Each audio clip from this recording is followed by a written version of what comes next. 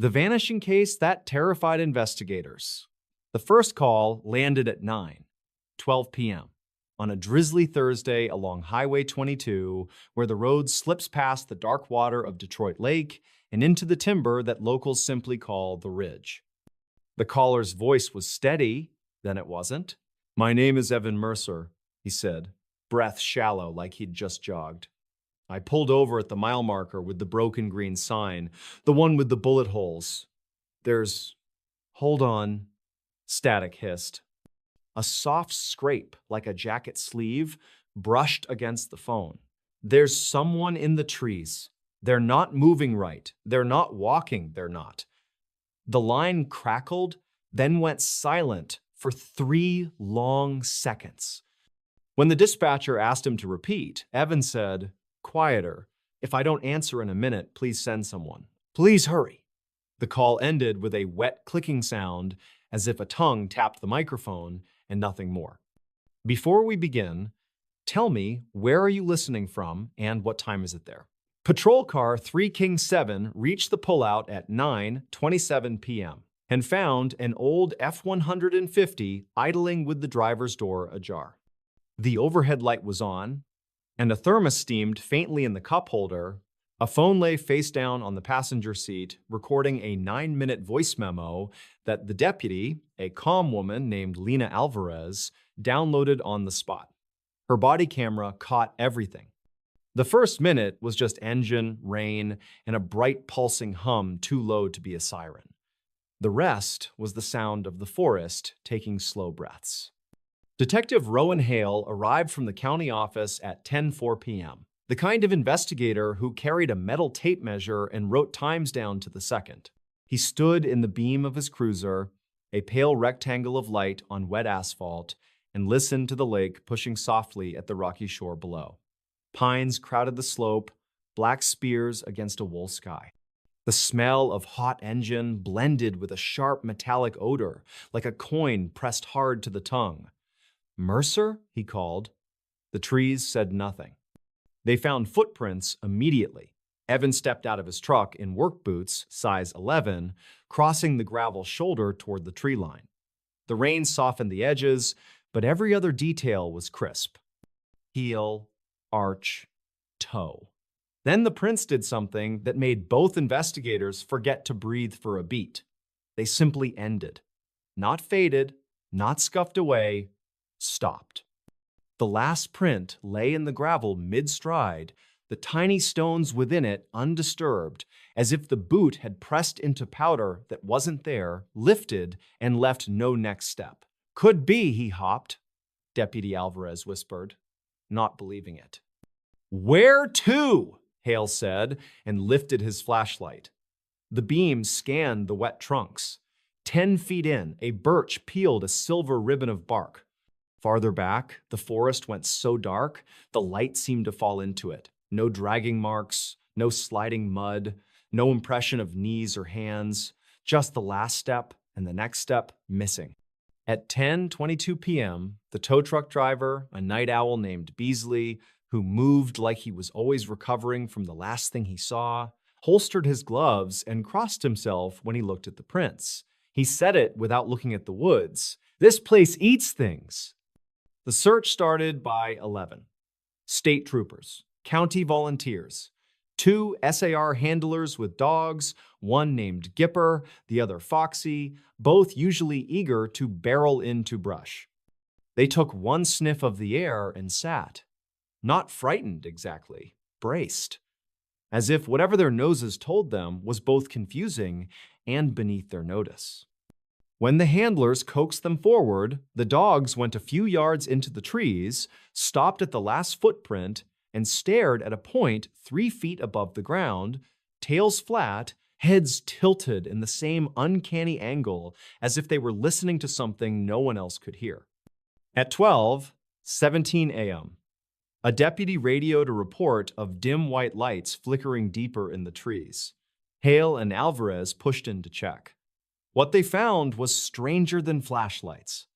3 lengths of mylar, the kind used for emergency blankets, were snagged high on branches and rustled as the wind shifted. Their reflective surfaces shivered with every gust, throwing off weak glints like eyes. But there were no footprints beneath the trees they hung from, no sign anyone had climbed to place them. Hale measured the height with his stick. The lowest strip was more than 10 feet up. They set a perimeter anyway. They marked the last print with a yellow tent labeled A. The truck was taken back to the county lot by 1:05 a.m. Its cabin still warm, its radio presets set to classic rock, and a local AM station that would rattle with a sports talk show at noon. A coffee receipt in the cup holder said 8. 41 Pendemen, Cedar Mart, 2 miles east in the town of Gray Ridge. Population stitched together by the mill and the lake. The cashier on duty, a college kid named Jude, remembered Evan saying he needed caffeine for the drive back to Salem. He remembered Evan glancing toward the door as if someone had just passed by the glass. He looked spooked, Jude said at 1:53 a.m., sitting in a back office under buzzing fluorescent lights, steam rising from his instant noodles. Like when you see your reflection move the wrong way. The next morning broke flat and gray. The mountains wore a low band of cloud, the kind that never quite lifts. The wider team assembled at a trailhead with paper cups of donated coffee and stale sugar donuts, then fanned out in grids. That was when the first investigator said out loud that something about the place felt wrong. It wasn't superstition, it was a physical sensation, the way you notice silence only when it feels like weight.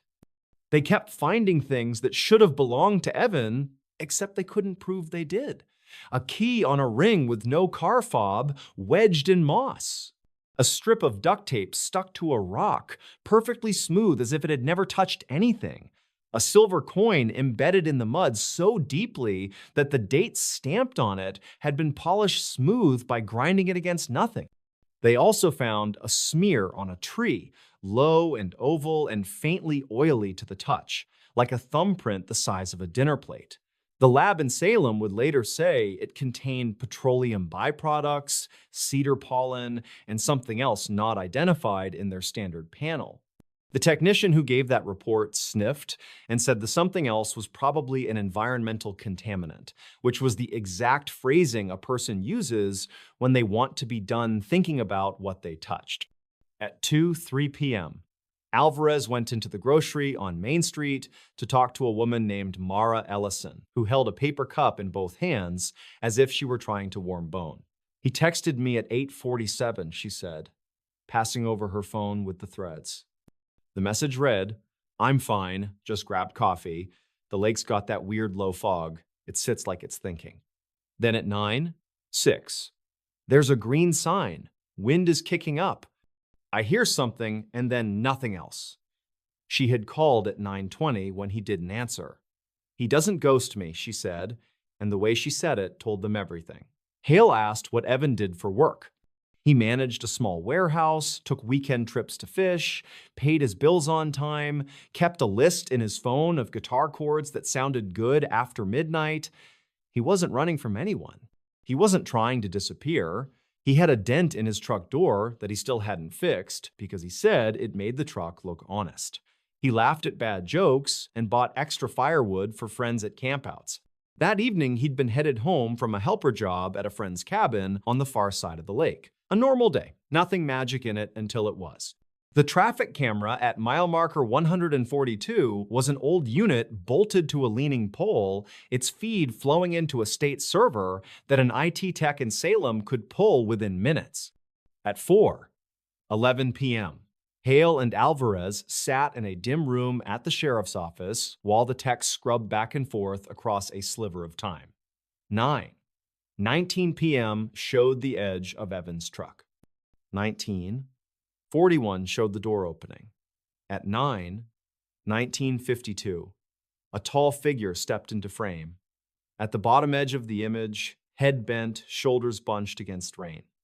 At 19:57, every pixel on the screen seemed to drag left by a hair as if the world had been pulled in a single direction and then let go. It wasn't a full glitch, the time code didn't skip, the sound didn't break. It looked like heat shimmer but there was no heat. A moment later, the figure was gone. "Frame drop," the tech said, and then frowning, "except it isn't." He tapped keys, there's no missing data, the codec logged a continuous packet stream. He didn't like saying that. Sometimes these older units get interference. He made a show of checking for lightning strikes that never happened and solar activity that wasn't present either. When he left, the small room smelled faintly of old carpet and coffee, and Hale wrote the time down again, because writing times was how he kept a grip on what the world was supposed to do. The word for what the case did to investigators began as tired jokes. Maybe we should start charging the ghosts rent. By the third night, nobody joked. The third night was when Alvarez lost 41 seconds. It was 2:13 a.m. when she walked alone down the shoulder of the highway, past the pullout, body cam glowing a neat blue bead in the dark. The rain had thinned to mist that glittered in her beam. She narrated for the record the way they are trained. Alvarez walking southbound, wind negligible, pavement wet, no vehicles, audible lake wash to my left, smell of cedar. It's cold. Then she stopped speaking because she heard it. The hum. It was not electricity, it was not a plane, it was the noise a taut cable makes when the wind plucks it. It vibrated in her teeth. Her beam swung once across the trees and came back to the road, and then the video blurred, not in a smear, but in a folding.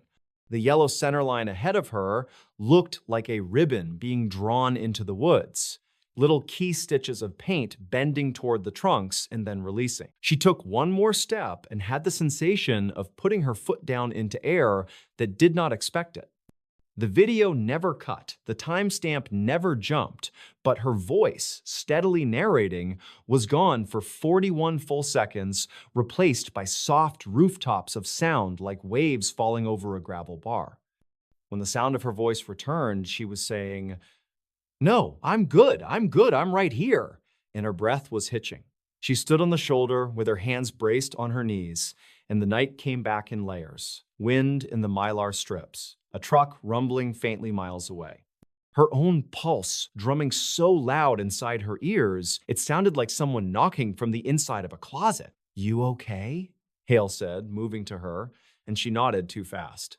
She wouldn't describe what she saw fully for a day. When she finally did, she said it in a low, even tone at the end of a long interview. "The road tilted," she said. "Not the pavement, not the earth, the place where you decide which way to step. It tilted toward the trees. If something wanted a clean line, it would wipe the line you chose, and you'd walk into where nothing has a step." The case file swelled with interviews, maps, lists. Hale added a page about an earlier disappearance that the old-timers mentioned only if you prompted them with dates. A logger named Kenner went missing in roughly the same stretch, back when the mill still paid cash at the end of the week and the tavern stayed open until sunrise. According to a man named Fielder, who kept a ledger of local deaths because the county clerk's office was a 50-minute drive, Kenner's truck had also been found idling with its lights on and his lunch pail still latched. The printout with an excerpt from that ledger became tab 23. In pencil, Hale wrote in the margin, "Pattern." By day 5, the search scaled down. It always does.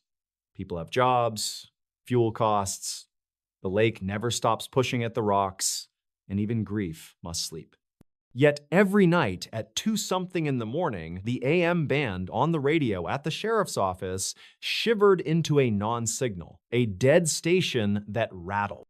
When you turn the dial through it, the numbers 739 seemed to whisper past in sequence 3 or 4 times. Not a full voice, just a cadence. The repairs crew came in and tightened everything, and the sound came back anyway. Then, a small thing that got under everyone's skin. A janitor named Ruth found the chain from Evan's keyring lying on the tile in the hallway outside the evidence room one morning when she came in a few minutes before sunrise. It was the cheap kind of chain made of tiny balls. It had a small kink in it that Mara later said she recognized, and the link that would have held a fob was bent, as if someone had tried and failed to add a key in a hurry. The inventory log showed the keyring inside the sealed bag inside the locked cabinet. The bag weighed the same, looked the same, sat exactly where it should have been, and when they opened it, the chain was intact and the kink was where Mara remembered. The chain in the hall, same length, same feel, sat on Hale's desk in a small dish for the rest of the month, and people avoided looking at it because it was easier to pretend that kind of duplication belonged to a mistake.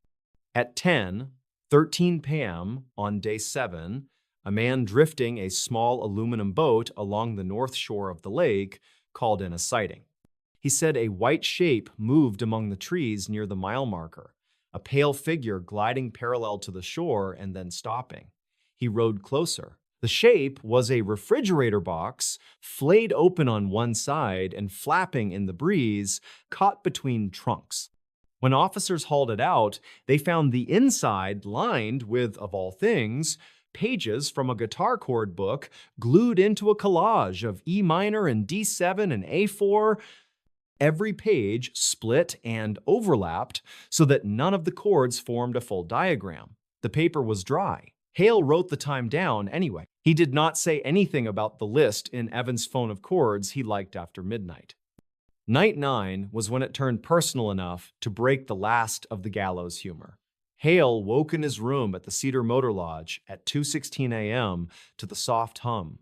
It vibrated the window glass. He sat up and put his feet on the carpet and felt the pressure in the air as if a storm were about to hit. The red numbers of the clock read 2:17. He stood, crossed to the sink, and turned on the tap for noise, then turned it off again because the water came out in staccato bursts like it was remembering how to be water. The chain on his door clicked once with no one touching it. He would not write that in the report because even he had a line he didn't want to cross.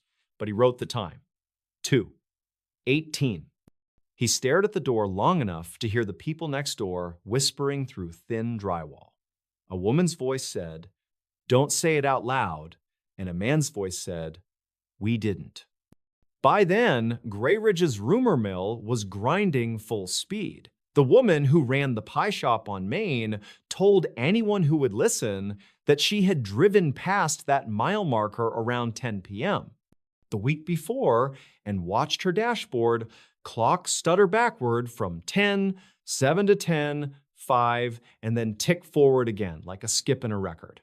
A youth pastor from the church near the school said he'd hiked the ridge years ago and felt his legs tremble in a patch of sunlight that shouldn't have been there because the canopy was too dense. A retired surveyor named Orville talked about a singing wire he'd heard when he was a young man stringing telephone lines, the kind of sound that makes your fillings itch. He said the ridge had its own weather. He said not to whistle there at night. He said a lot of things, and then he said nothing at all and rocked gently on his heels. 2 weeks in, the official search scaled down again. The case file thickened with the weight of pages you only read when you have to. Hale kept going to the lake at night. He wore the same heavy jacket, ate the same vending machine granola bar, and wrote times as if each time could anchor a thing that didn't want to be held. At 1:59 a.m.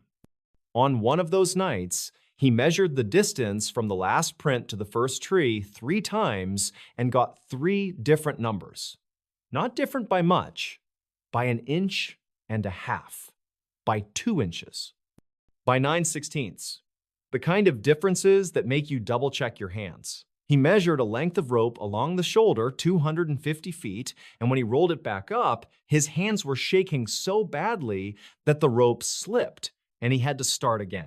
When he measured it the second time, it was missing 11 inches. He cut a new piece from a fresh spool and measured again. 250 feet on the nose. He did not put the 11-inch short rope in the evidence room. He kept it in his trunk because he didn't want to know what the evidence room would do with it. On a quiet afternoon in the 3rd week, the county received a voicemail stamped with the date of the night Evan vanished and delivered by the network 3 weeks late. The message came to Mara's phone first, then was forwarded to the sheriff. It was short, wind in a speaker, the sound of a shoe scuffing gravel. A man's voice, breathless but not panicked, saying, "Do not step or you cannot hear your feet." and then a singular knock, as if a knuckle had tapped an empty wooden box. The line ended on a small intake of breath, cut clean. The carrier said towers sometimes backlog, messages sometimes float in the system, and there was nothing more they could explain.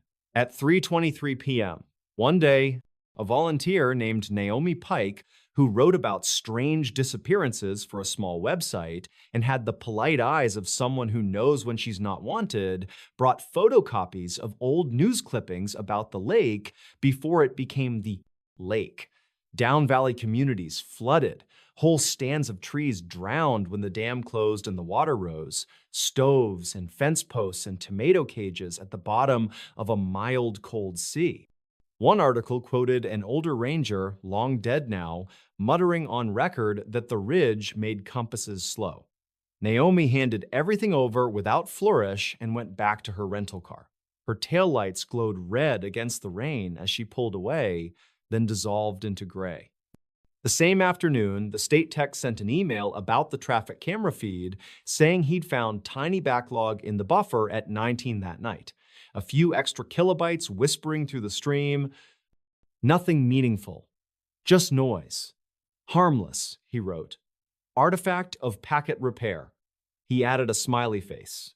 When Hale read that line, he stood abruptly, walked outside into the wind, and stood under the bare flagpole until the wind cut his eyes and he felt calmer. There were more calls at night. A man who swore he saw a figure standing in the shallow wash at the lake's edge, looking out at the black water. Both hands raised like he was warming them over a fire no one else could see. A pair of night fishermen who heard a voice say hello from just behind them and then repeat it in a lower octave, as if two throats had learned the word together.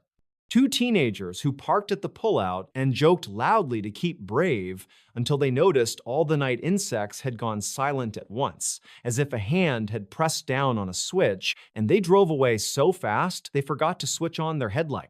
Then, one more thing that turned the case from frightening to personal for the people wearing the badges.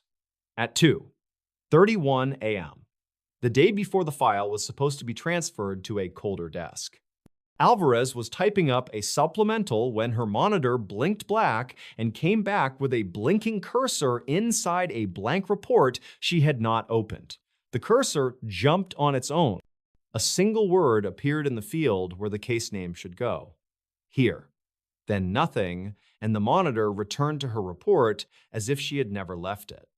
She stared until the clock at the bottom corner ticked over to 2:33. She saved her report, closed the lid, and felt her throat press shut like a hand had rested around it. She signed off early and drove to the lake. She stopped 100 yards short of the pullout. She turned off her lights and sat in the dark, listening. She did not get out. She did not press record. She did not narrate. She did not breathe for a count of 4. After a minute, she heard the softest sound, like boot leather bending, as someone shifted their weight from one foot to the other. She thought, with sudden clarity, that the worst part of this job had never been the blood or the lies. It was the moments when you knew you were hearing something meant for you. By dawn, she made a decision. She told Hale 2 hours later, standing beside the coffee machine while it groaned out a thin stream. I can't do nights there anymore, she said. Not for a while. He nodded as if she had told him the sky had a color. He signed the form that moved her temporarily to day shifts and wrote the time, 10:21 a. He would tell his wife later that he had never been proud of a signature before. Officially, the Mercer case never reached a conclusion. The file thickened and then stopped. The press releases used phrases like pending new information and no evidence of foul play found at this time, which is what you write when every possibility has crawled under the bed to hide from daylight. People still drive past the green sign with the bullet holes, and at night they glance in their mirrors between mile markers 141 and 143 without knowing why. The strange part isn't how it ended. The strange part is how it kept touching things after it should have gone still. Months later, a family walking the shoreline in April found a sealed jar in a tangle of drift close to the pullout. Inside, folded tight, was a page torn neatly from a spiral notebook. The page was blank at first glance. Only when they tilted it toward the sun did they see faint writing impressed into the paper, as if someone had written on a page above it and the pressure left ghosts of letters. It read, in sharp, ordinary handwriting, "Never step where sound has left." The letters walked down the page and thinned at the end. The jar lid was on tight. There was no water inside. The family turned the jar in to the county without their names. The clerk who accepted it put it on a shelf to be logged after lunch. When she came back, the jar was gone, and in its place sat a silver coin pressed so clean you couldn't read the date. On some nights, if you tune your car radio to the broken AM station near the lake, the dial will tremble as you pass that stretch, and a low thrumming will pulse through the speakers like the space between heartbeats. A voice, maybe the same voice that warned the dispatcher, maybe not, will rise out of static for just a moment. You won't catch the words. You'll only feel your feet on the pedals, your hands on the wheel, and the peculiar awareness that you are crossing a place where the world forgets its lines. Keep driving. Keep your tires on the painted edge. Count out loud if you have to. Hear your step. And if you stop, if you ease onto the gravel and lower your window and listen, the night will offer you the gentle wash of the lake, the whisper of wind through fir needles, and that thin cable hum plucked by nothing human. You will think about a man who stepped toward the trees with his shoulders hunched against rain. You will look down and see your own footprint, clean in the grit, and you will see that there is a space ahead of it where the next print should go and does not. Your mind will fill the blank with stories, so you can move. Choose one, make it a good one, bring it with you as you turn back to the wheel. Drive. The ridge will watch you leave and fold the sound of your engine carefully away, as if it has been saving a quiet place for it all along.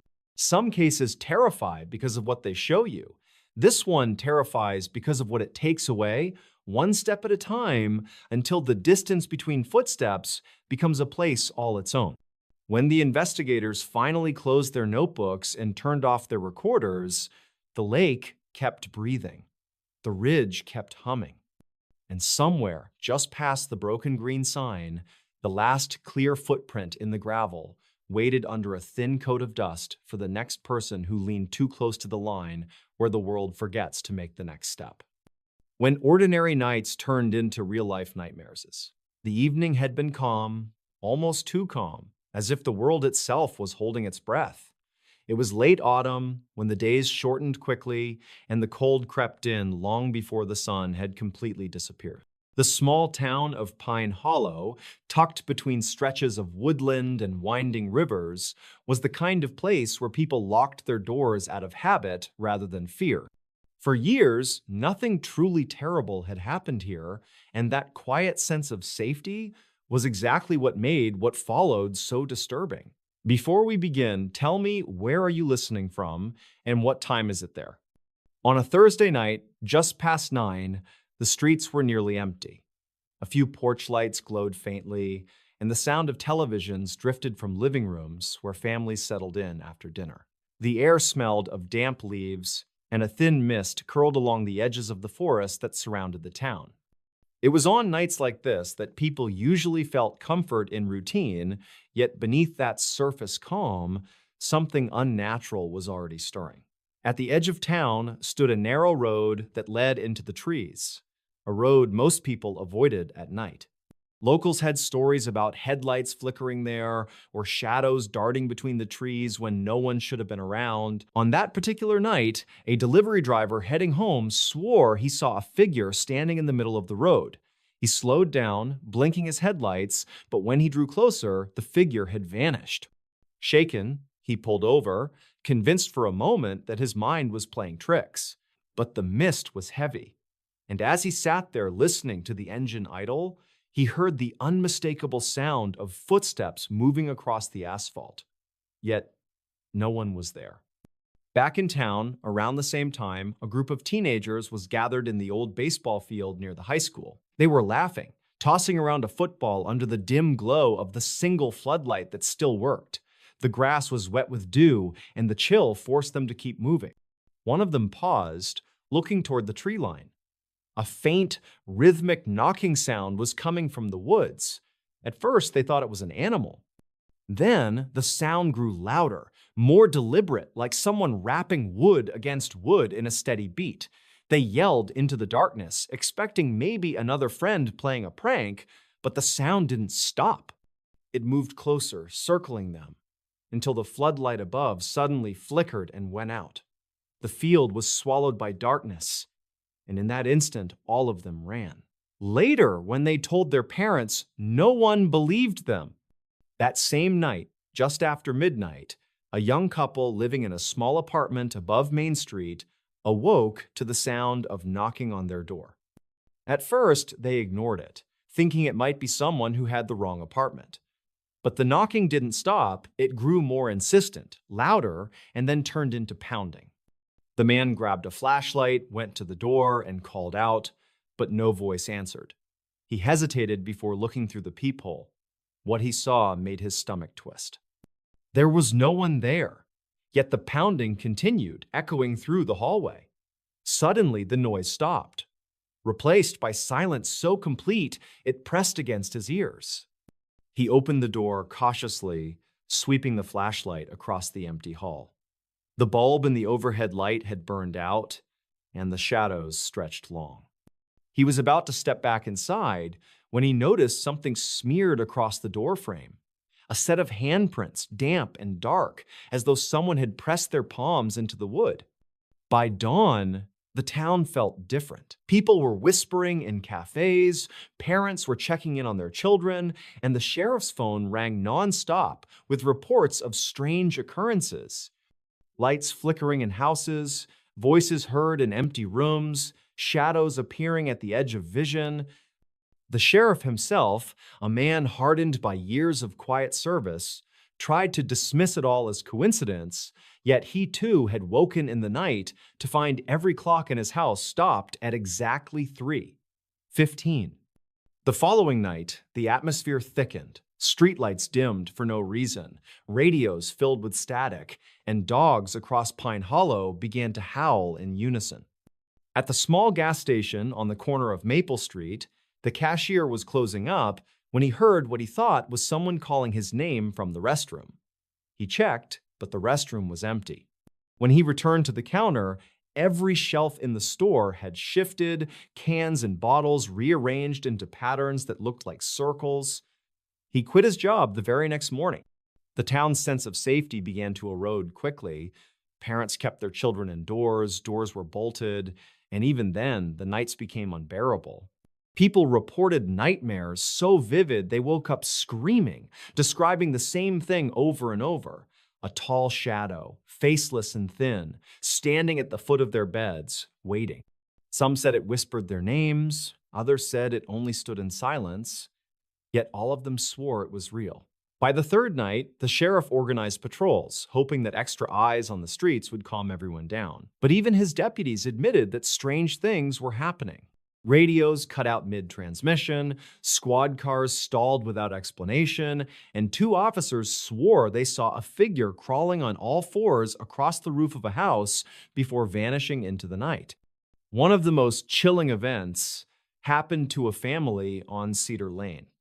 Just after 2 in the morning, their smoke alarm went off. The parents rushed through the house, searching for fire, but there was no smoke, no flames.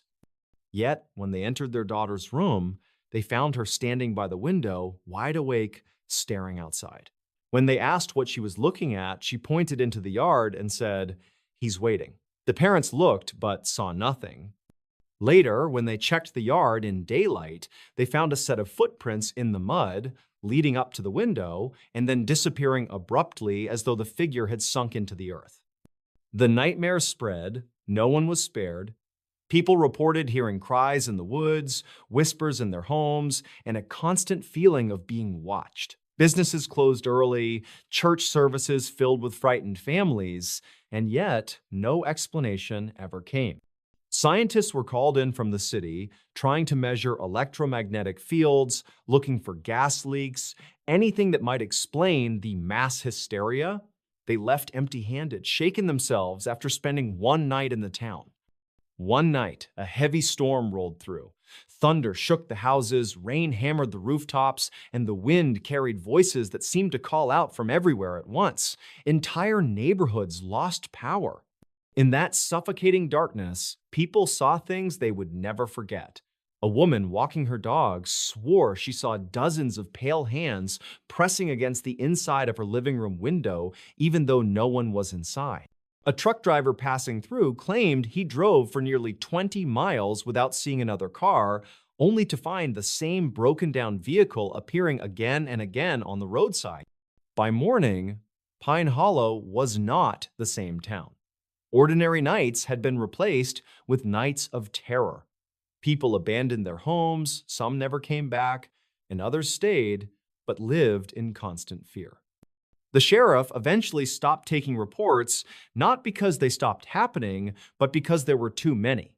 To this day, no one can explain what really descended on Pine Hollow. Some believe it was something ancient, tied to the land itself, awakened by chance. Others whisper it was a punishment, a darkness drawn to the town for reasons no one dares to speak. What remains are the memories, carved into the minds of those who lived through it, reminders that sometimes the most ordinary nights can twist into real-life nightmares, leaving scars that time cannot erase. And if you ever find yourself passing through Pine Hollow on a foggy night, with the streetlights flickering and the woods pressing close, you might feel it too, that sense of being watched. Perhaps you'll hear footsteps following your own, or a faint knock that seems to echo in your bones. And if you do, don't linger too long, because what once came for Pine Hollow may be waiting still, hidden in the mist, ready to turn another ordinary night into something you'll never forget. A murder mystery too twisted to solve. It was late evening when the wind began to stir through the quiet streets of a small town in northern America. The sky was heavy with clouds, the moon only occasionally breaking through, casting pale light over the narrow roads. In the distance, the sound of a church bell echoed faintly, almost swallowed by the cold air. At that very moment, no one realized that something dreadful was about to unfold, something that would haunt investigators and residents alike for years to come. Before we begin, tell me, where are you listening from, and what time is it there? The town was the kind of place where everyone believed they knew each other. Houses stood close together, with porches that looked out toward empty sidewalks. Street lamps flickered as if struggling to keep their glow alive. It was just after 10 p.m. when the local police received a call that changed everything. A neighbor, shaken and out of breath, reported screams coming from the house at the corner of Willow Street. The screams were sharp, desperate, and then, suddenly, they stopped. When the first patrol car arrived, the neighborhood was already on edge. Curtains shifted, doors cracked open, and uneasy faces peeked out. The house in question stood silent, its front porch lights swinging in the wind as if someone had passed under it in a hurry. Officers knocked on the door but received no answer. After a tense moment, they forced their way inside. The interior of the house felt wrong immediately. A faint smell of iron filled the air, unmistakably metallic. The living room was dim, the lamp knocked over, casting eerie shadows across the walls. A half-finished cup of coffee still sat on the table, steam long gone, as if someone had been interrupted mid-sip. In the kitchen, chairs were overturned, one of them broken at the leg. And then, in the hallway, they found it. A body lying face down, blood pooled beneath. The victim had been struck repeatedly, the brutality suggesting rage more than intention. What made it all the more disturbing was the detail that none of the doors or windows had been forced open. Whoever did this had either been let inside willingly or was already in the house. By midnight, detectives were swarming the scene. One of them, a seasoned investigator who had seen his share of violence, admitted quietly that this case felt different, darker somehow. The victim's belongings were untouched, wallet and jewelry left behind, ruling out robbery. A series of photographs were discovered scattered on the floor, showing the victim with various friends and family. Yet, one photo stood out. It had been ripped in half, the missing piece showing only a shadow where another person had once been. The autopsy revealed something that sent chills even deeper. The injuries did not match a single weapon. It looked as though multiple methods had been used, almost ritualistic in nature. The coroner's report mentioned hesitation wounds, as if the killer had changed their mind halfway through, then continued with even greater force. As the investigation widened, the neighbors began sharing fragments of strange experiences. One elderly woman said she had noticed a tall figure standing across the street several nights in a row, unmoving, watching the house, disappearing before she could call anyone. Another resident swore they heard footsteps in their backyard at odd hours, though no one was ever found. Police combed through hours of surveillance footage from nearby stores and traffic lights, but something bizarre kept happening. Whenever the suspect might have appeared on camera, the footage glitched. Frames skipped, figures blurred into unrecognizable smears, as though the very image resisted being captured. Weeks passed, and suspicion fell on several people close to the victim. Friends, colleagues, even distant relatives were interrogated.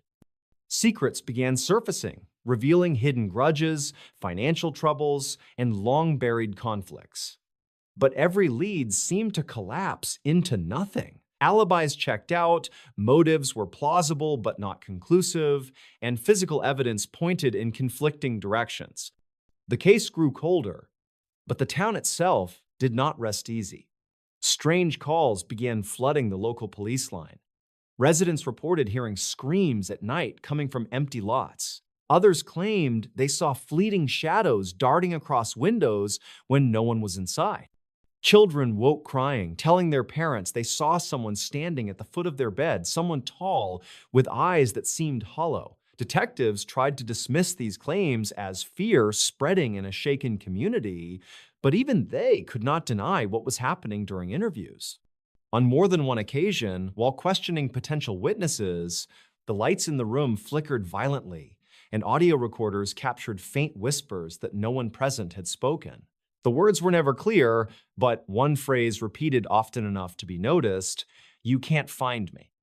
In one of the most unsettling turns, the original 911 call from the neighbor was revisited. When replayed, investigators realized that beneath the frantic voice, another sound lingered faintly. A whisper, distorted, almost laughing. Yet when the audio was enhanced, the voice vanished, replaced by static, as though the tape itself refused to give away its secret. By now, the community was spiraling into paranoia. People locked their doors earlier, kept lights on through the night, and avoided walking alone. Yet the sense of being watched persisted. Some swore they saw a figure in reflective surfaces, in mirrors and dark windows, a presence that always seemed one step out of reach. Despite the chilling atmosphere, the police continued piecing together what they could. A breakthrough seemed near when a small, blood-stained note was discovered in the lining of the victim's coat. The handwriting was jagged, the ink smeared, but it carried a single sentence that unsettled everyone who read it. It said simply, "You will never understand." This note sparked endless theories. Some believed the killer was mocking investigators. Others thought it was the victim's desperate attempt to leave a clue. But the handwriting matched no one in their circle, not even remotely. Months turned into years, and the case officially remained unsolved. Yet the file stayed open on the desks of those who worked it, haunting them like an unfinished puzzle. Detectives admitted privately that they sometimes dreamed of the crime scene, waking drenched in sweat, certain they had seen the shadow of the killer standing in their own bedroom. Even today, the house on Willow Street remains empty. The curtains are drawn, the yard overgrown, the structure slowly decaying. People avoid walking past it, crossing to the other side of the road. Children dare each other to step onto the porch, but rarely make it past the first stair. Those who do swear they feel a crushing heaviness in their chest, as though the house itself rejects their presence. Local folklore has grown around the case, transforming the murder into something larger, something darker. They say the killer was never meant to be caught, that it was less a person and more a force, something that feeds on confusion and fear. Others insist the victim themselves was not innocent, that secrets buried in that house led to an ending too twisted for the living to fully grasp. Whatever the truth may be, the murder mystery remains unsolved, and perhaps that is the most terrifying part. Because in the silence of that house, in the flicker of those failing street lamps, and in the restless dreams of those who remember, something still lingers, waiting, watching, daring anyone to try and unravel what cannot be explained. And each time the wind passes through the broken windows of Willow Street, carrying with it a low and hollow whistle, the town is reminded that some mysteries are not meant to be solved, some truths are too twisted to face, and some killers may still be out there unseen, yet never gone. The town that hid its darkest secret. The road into the small town was always quiet at night. A narrow strip of cracked asphalt cutting through endless fields of corn that swayed beneath the pale glow of the moon. Travelers who passed by would often remark how the place seemed frozen in time, as though the decades had moved on everywhere else but here. The welcome sign, chipped and leaning slightly to the right, greeted visitors with fading letters declaring the name of the town proudly, though few outsiders ever stopped long enough to remember it. Before we begin, tell me, where are you listening from, and what time is it there? It was just past midnight when the first unsettling incident began. A thin mist rolled in from the nearby river, curling low against the ground and weaving between the wooden houses that lined the main street. Most of the town was asleep, curtains drawn tight, doors locked, as though the residents all shared the same unspoken understanding that nothing good ever happened after dark.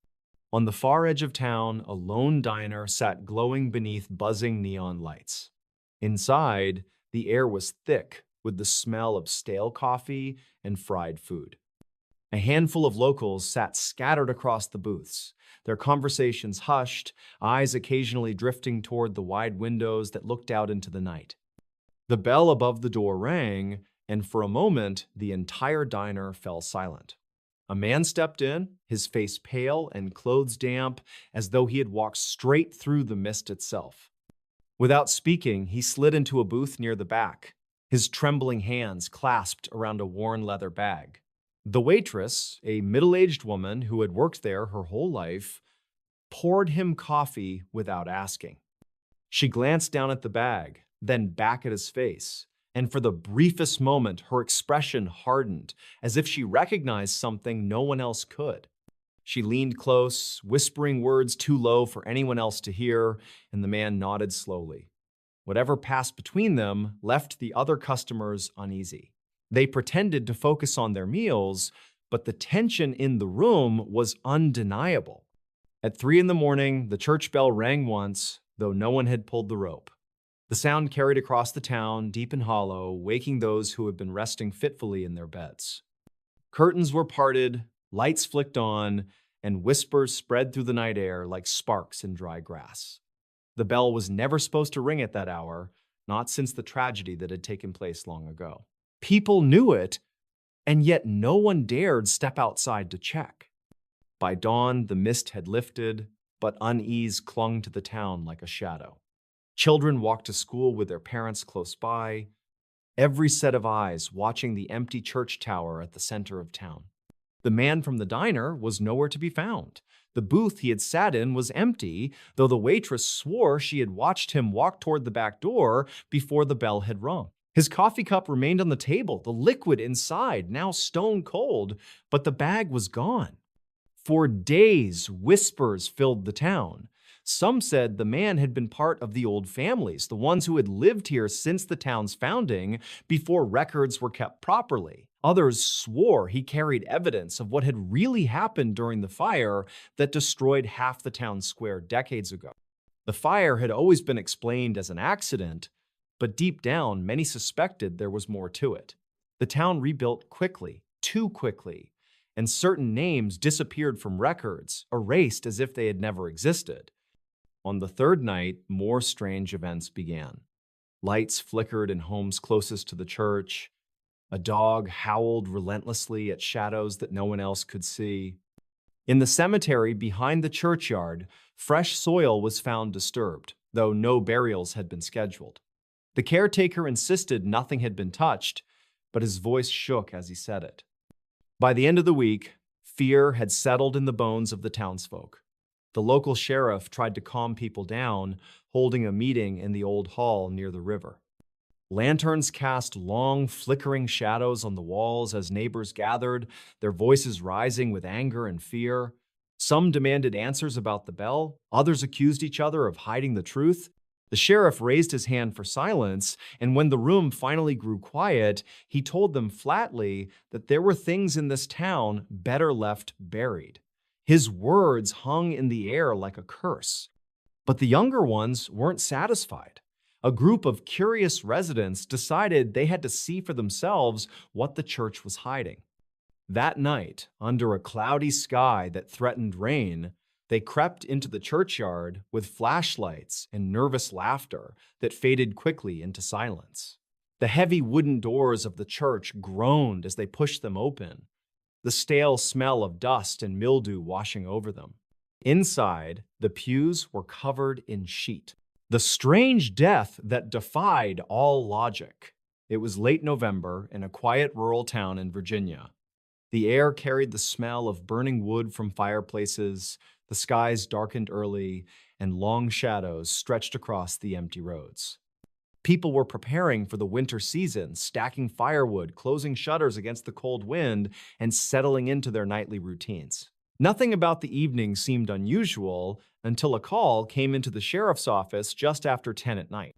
A man had been found dead inside his own home under circumstances so bizarre that even seasoned investigators would later describe it as one of the strangest cases they had ever seen. Before we begin, tell me, where are you listening from, and what time is it there?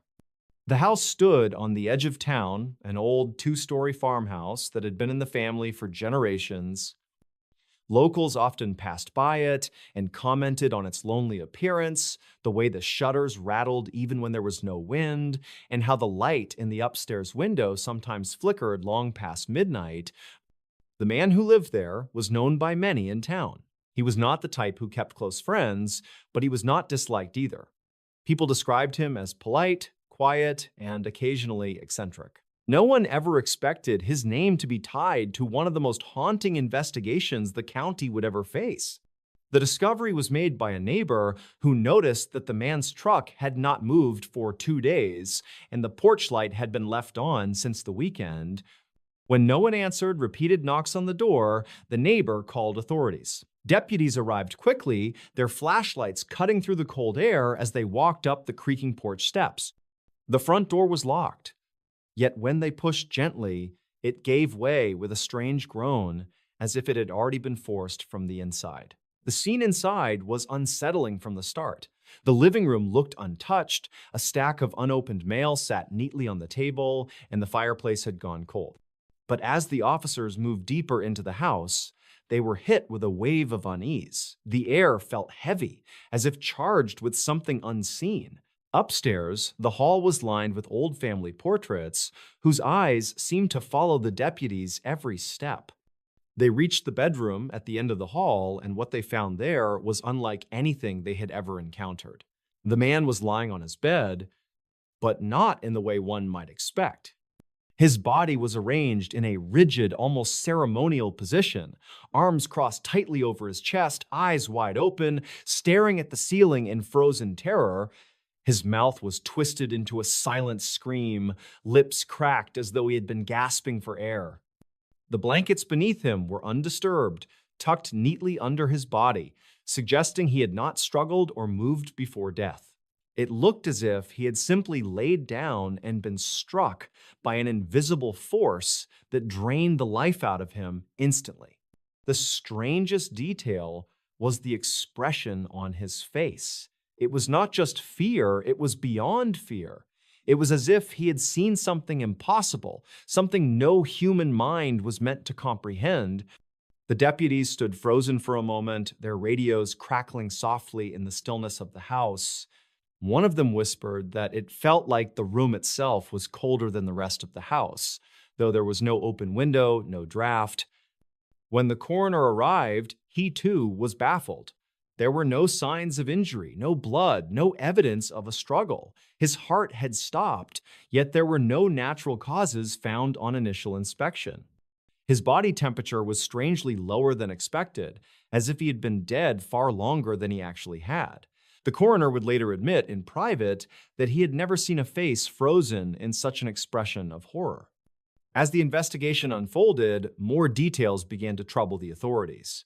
The man's phone was found on the nightstand, but its last call had been to 911. The disturbing part was that the call had gone through, yet when dispatch replayed the recording, all that could be heard was static, followed by a faint sound that some described as heavy breathing, while others insisted it sounded like faint whispers in the background. The call had lasted exactly 47 seconds before abruptly ending. Detectives searched the house for clues, but everything seemed in order. There was no sign of forced entry, no missing valuables, no fingerprints other than his own. It was as though death had entered the house unseen and left no trace behind. Some of the younger officers began whispering among themselves about the town's old legends. There had always been rumors that the land the farmhouse sat on carried a history of strange happenings, that years earlier there were stories of people hearing voices at night or feeling watched while walking near the woods behind the property. Most dismissed those tales as folklore, yet now, standing in the dimly lit bedroom, it was harder to ignore. The autopsy brought no clarity. The medical examiner ruled the cause of death as cardiac arrest, but with no underlying condition to explain it. His organs were healthy, his blood work was normal, and there were no toxins detected. It was as if his body had simply decided to stop functioning, triggered by something unknown. What haunted those who saw the report was the conclusion written at the bottom. Cause of death undetermined, circumstances highly unusual. Word spread quickly through town, and the farmhouse became the subject of endless speculation. Some insisted he had been frightened to death, that perhaps he had seen something in the moments before he died. Others whispered that the property was cursed, pointing out that decades earlier, another family member had also died under mysterious circumstances in the same house, though few remembered the details. What everyone agreed on was that something about the case felt wrong, as if a piece of the truth was missing, just out of reach. Weeks turned into months, and still no answers came. The house was sealed off, left untouched after the investigation. Neighbors reported strange occurrences in the nights that followed. A woman living across the road claimed she saw a light flickering in the upstairs bedroom, even though the power had been cut. Another swore she heard knocking sounds echoing from inside the house at 3 a.m. The sheriff's office dismissed these as rumors, yet privately, some deputies admitted they avoided driving past the farmhouse after dark.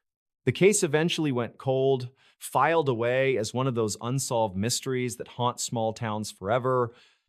The official records would state that the man died of cardiac arrest, but everyone who had been there that night knew there was more to the story. They remembered the expression on his face, the static-filled 911 call, the cold air that seemed to linger in the bedroom long after the body was taken away. Years later, the house still stands. The paint has peeled, the porch is collapsing, and weeds have overtaken the yard. But at night, if you pass by on the empty road and glance toward the upstairs window, some say you can still see a faint figure lying on the bed, staring upward with eyes wide open, locked forever in that same unexplainable terror. The strange death that defied all logic has never been forgotten. It remains a story told in hushed tones at diners and around campfires, a reminder that sometimes the most unsettling horror is not what can be explained, but what cannot. And in that quiet Virginia town, the farmhouse continues to cast its long shadow, holding on to secrets that no one has been able to uncover. Unimaginable crimes buried in forgotten files. The courthouse basement smelled of dust and mold, a stale heaviness that seemed to cling to the walls, no matter how often the janitors sprayed disinfectant. It was a place no one wanted to linger in, with flickering fluorescent bulbs overhead and boxes stacked on metal shelves, each one labeled with fading marker, case numbers barely legible after years of neglect. Most of these files belonged to long-closed cases, matters that the system had stamped with finality. Yet, hidden among them were folders that seemed to carry a weight far heavier than simple legal disputes. Files that had been quietly pushed into the corners, cases that no one wanted to reopen, crimes so disturbing that people thought silence was safer than truth. Before we begin, tell me, where are you listening from and what time is it there?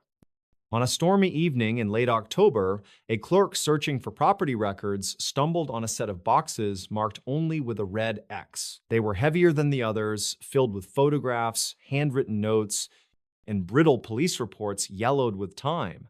She didn't know it then, but those boxes contained accounts of events that had never been explained, horrors that had been deliberately buried. These were not cases that appeared on the news anymore, if they ever truly did. They were crimes the town had agreed to forget, yet the details inside those folders painted a different picture. The first file contained reports from a small town in the Midwest, where in the early hours of a winter morning, a farmhouse was found completely abandoned. Breakfast had been set on the table, eggs half cooked on the stove, but no one was inside. The family of 5 was simply gone. Neighbors swore they had seen the father chopping wood the night before, his breath misting in the cold air. Yet, when investigators combed through the house, they discovered something that still defies explanation. Every clock in the home had stopped at the same moment. Each watch, each wall clock, even the small wristwatch tucked in a dresser drawer, all frozen at exactly 2:17 a.m. No bodies were ever recovered, no evidence of forced entry, no tracks in the snow, just silence and the eerie stillness of a house caught in time. The file included black and white photographs of the kitchen, of the empty beds where the children should have been sleeping, of muddy footprints leading from the back door to the edge of the woods before abruptly vanishing. Officers wrote in their notes that the woods had been searched for days, dogs had been brought in, but the trail ended in nothing. The case was eventually closed with no resolution, the family listed as missing, presumed dead. But what chilled the clerk reading those reports wasn't the official conclusion. It was a single page tucked between the evidence logs, a handwritten statement from a deputy who had since retired. He wrote that during the search, he heard children's laughter echoing through the forest, even though no one was there. Another box held records from a coastal town in Maine. A fishing vessel had washed ashore without a crew. The boat was still running, lights glowing faintly in the fog, nets half pulled in, but not a single person was found on board. The captain, 2 deckhands, even the dog that usually accompanied them, gone. What was strange, investigators noted, was that all of their personal belongings remained untouched. Wallets, cigarettes, even half-eaten sandwiches were left in place as if the men had simply vanished mid-task. Blood samples were collected from the deck, smeared along the railing, though no one could determine whose blood it was. The most disturbing piece in that file was a photograph of the captain's logbook. The last entry read, "The sea is singing tonight, and we are not alone." The handwriting became erratic, ink smudged by what looked like water before the words trailed off into illegible scrawls. The Coast Guard searched for weeks, dragging the waters, but not a single body was ever recovered. Families demanded answers, officials offered theories of mutiny or drowning, but no evidence supported any explanation. Eventually, the file was marked closed, unsolved, and placed in the forgotten pile. The deeper the clerk dug into those boxes, the darker the stories became. One folder described a roadside motel in Nevada where several travelers had checked in on different nights, none of whom ever checked out. Cars were left in the parking lot, luggage neatly stacked in the rooms, but the guests themselves disappeared without a trace. Housekeepers swore they felt watched while cleaning those rooms, and some refused to enter them alone. Local deputies searched the property, pulled up carpet, even dismantled floorboards, yet they found nothing. Still, the disappearances continued until the motel abruptly shut down, its owner leaving town overnight. Rumor had it that some of the rooms were sealed off, padlocked from the outside, but when the building was eventually demolished years later, no one spoke about what might have been discovered inside. One of the most unsettling files contained a series of crime scene photographs from a small community outside New Orleans. They showed a single street where, one by one, entire households had been found dead, yet not a single wound was visible on any of the victims. Men, women, children, even pets, lifeless but without explanation. Autopsies revealed no poison, no signs of struggle, no cause of death at all. Their expressions, however, were what haunted the investigators. Each face was frozen in terror, eyes wide, mouths open, as if they had seen something so horrifying it stopped their hearts instantly. The reports ended abruptly, with no official conclusion. But at the bottom of the folder, someone had scrawled a note on the back of an evidence tag. It read, "Do not reopen. Some truths are not meant to be known." As the storm raged outside the courthouse, the clerk flipped through more files. She found witness accounts of lights in the sky above remote farmland, photographs of symbols carved into trees deep in Appalachian woods, coroner's reports from bodies found miles away from where they had disappeared, untouched by animals, preserved as if time itself had stopped around them. Every story had been silenced. Reporters were warned off, families told to stop asking questions, and communities left to quietly heal without answers. Yet reading through the notes, it was clear the investigators themselves had been shaken, writing words like unexplainable, unnatural, and beyond comprehension. The last box was the heaviest. Inside were recordings, old cassette tapes from interviews. One tape had no label, only a scratch across its plastic surface. Curious, the clerk played it in an old machine she found in the office. The recording was faint, voices distorted, but she could make out the sound of someone breathing heavily, followed by a man whispering, "It's here with us." It never left. Then came a scream, high-pitched and sudden, before the tape cut off into static. She slammed the stop button, her hands trembling. The fluorescent lights above buzzed louder than before, or maybe it was just her own pulse in her ears. She wanted to leave, to run upstairs into the safety of the night watchman's presence, but part of her couldn't stop reading. She flipped through the last set of documents, which contained lists of names, all typed neatly in columns. At the bottom of each list was the same note: file closed, evidence destroyed. Except the evidence wasn't destroyed. It had been hidden down here, waiting to be found again. And as she stood in that basement, thunder rolling outside and rain lashing against the small windows, she realized something that chilled her to her core. Some of the most recent files weren't old at all. They were dated within the last decade, and the names on the missing persons lists included people she recognized, neighbors, coworkers, even a distant cousin whose disappearance had never been explained. Her breath caught as she noticed a fresh folder sitting at the top of one pile. The paper still crisp, the ink dark. On the cover was her own town's name. She hesitated, then slowly opened it. Inside was a sheet of paper with a heading she had seen too many times that night. It read, "Unimaginable crimes. Status, buried." The room felt colder, the shadows seemed to stretch longer. She shut the folder, shoved it back into the box, and stumbled toward the stairwell. But as she reached for the light switch, she froze. The basement door above her was closed. She hadn't heard it shut. And from the far corner of the basement, where the shelves disappeared into darkness, came the faint sound of children laughing.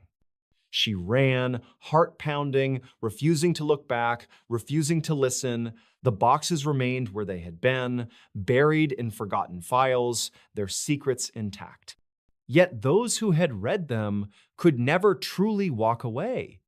Because once you opened the door to those crimes, once you saw what the world had tried to erase, you understood the terrible truth. Some crimes are too dark to be solved, some horrors are never meant to see daylight, and some files are buried not because they were forgotten, but because remembering them would destroy everything we believe about safety, about justice, about reality itself. The mystery that drove detectives insane. It began on a gray October morning when the quiet town of Ashford, nestled deep in the hills of Pennsylvania, awoke to the kind of silence that feels unnatural, the kind of silence that makes you feel as though the world is holding its breath. The town was small, a place where neighbors knew each other's names, where the grocery clerk asked about your children, and where life moved at a pace that never felt rushed. But on that morning, when the air was heavy with fog and the streets glistened from a night of steady rain, the calm routine of the town was about to be torn apart. Before we begin, tell me, where are you listening from, and what time is it there? At exactly 7:42 a.m. A call came in to the county sheriff's office. The voice on the other end was trembling, uneven, as if struggling to form the words. A man named Harold Turner, a truck driver who had pulled over to check his tires near an abandoned farmhouse on Old Mill Road, claimed he had seen something so disturbing that his voice broke while describing it. He insisted there was a figure lying motionless in the grass beside the farmhouse and strange markings covering the walls as if someone had gone mad with red paint. Within minutes, 2 deputies were dispatched, and by 8:15 a.m., the first reports began filtering back. It was not paint. The walls of the decaying farmhouse were covered in streaks of blood, and the body lying in the tall, wet grass was not just any body. It was positioned in such a deliberate and unnatural way that it sent chills through even the most seasoned officers. Arms extended straight out, legs bent at sharp angles, and the head tilted to face the sky with eyes wide open, as though the victim had been forced into a grotesque pose before life was taken from them. The coroner was called, and as the body was examined, it was revealed that the victim had no identification, no wallet, no phone, nothing to indicate who they were. Their clothes were generic, the kind one might buy at any discount store, but there was something unusual. Sewn into the lining of the jacket was a small piece of parchment, brittle and yellowed with age, on which strange symbols were scrawled in dark ink. No one at the scene could decipher it. By late morning, detectives from the county's investigative unit arrived. Among them was Detective Marshall, a man with 20 years on the force, known for his calm under pressure, and Detective Reeves, younger but sharp, with a reputation for connecting dots that others overlooked. As they stepped inside the farmhouse, both men felt something shift in their stomachs. The air was thick, damp, and filled with the sour smell of rot. The wooden floors creaked as though groaning under an unseen weight, and the blood smeared across the walls seemed to form patterns rather than random splatters. Reeves muttered under his breath, pointing at the largest smear on the far wall. It was not just blood, but a circle, crudely drawn, with jagged lines cutting through it like rays. Around it were smaller markings, symbols that matched the parchment hidden in the victim's coat. No fingerprints, no footprints, no signs of forced entry.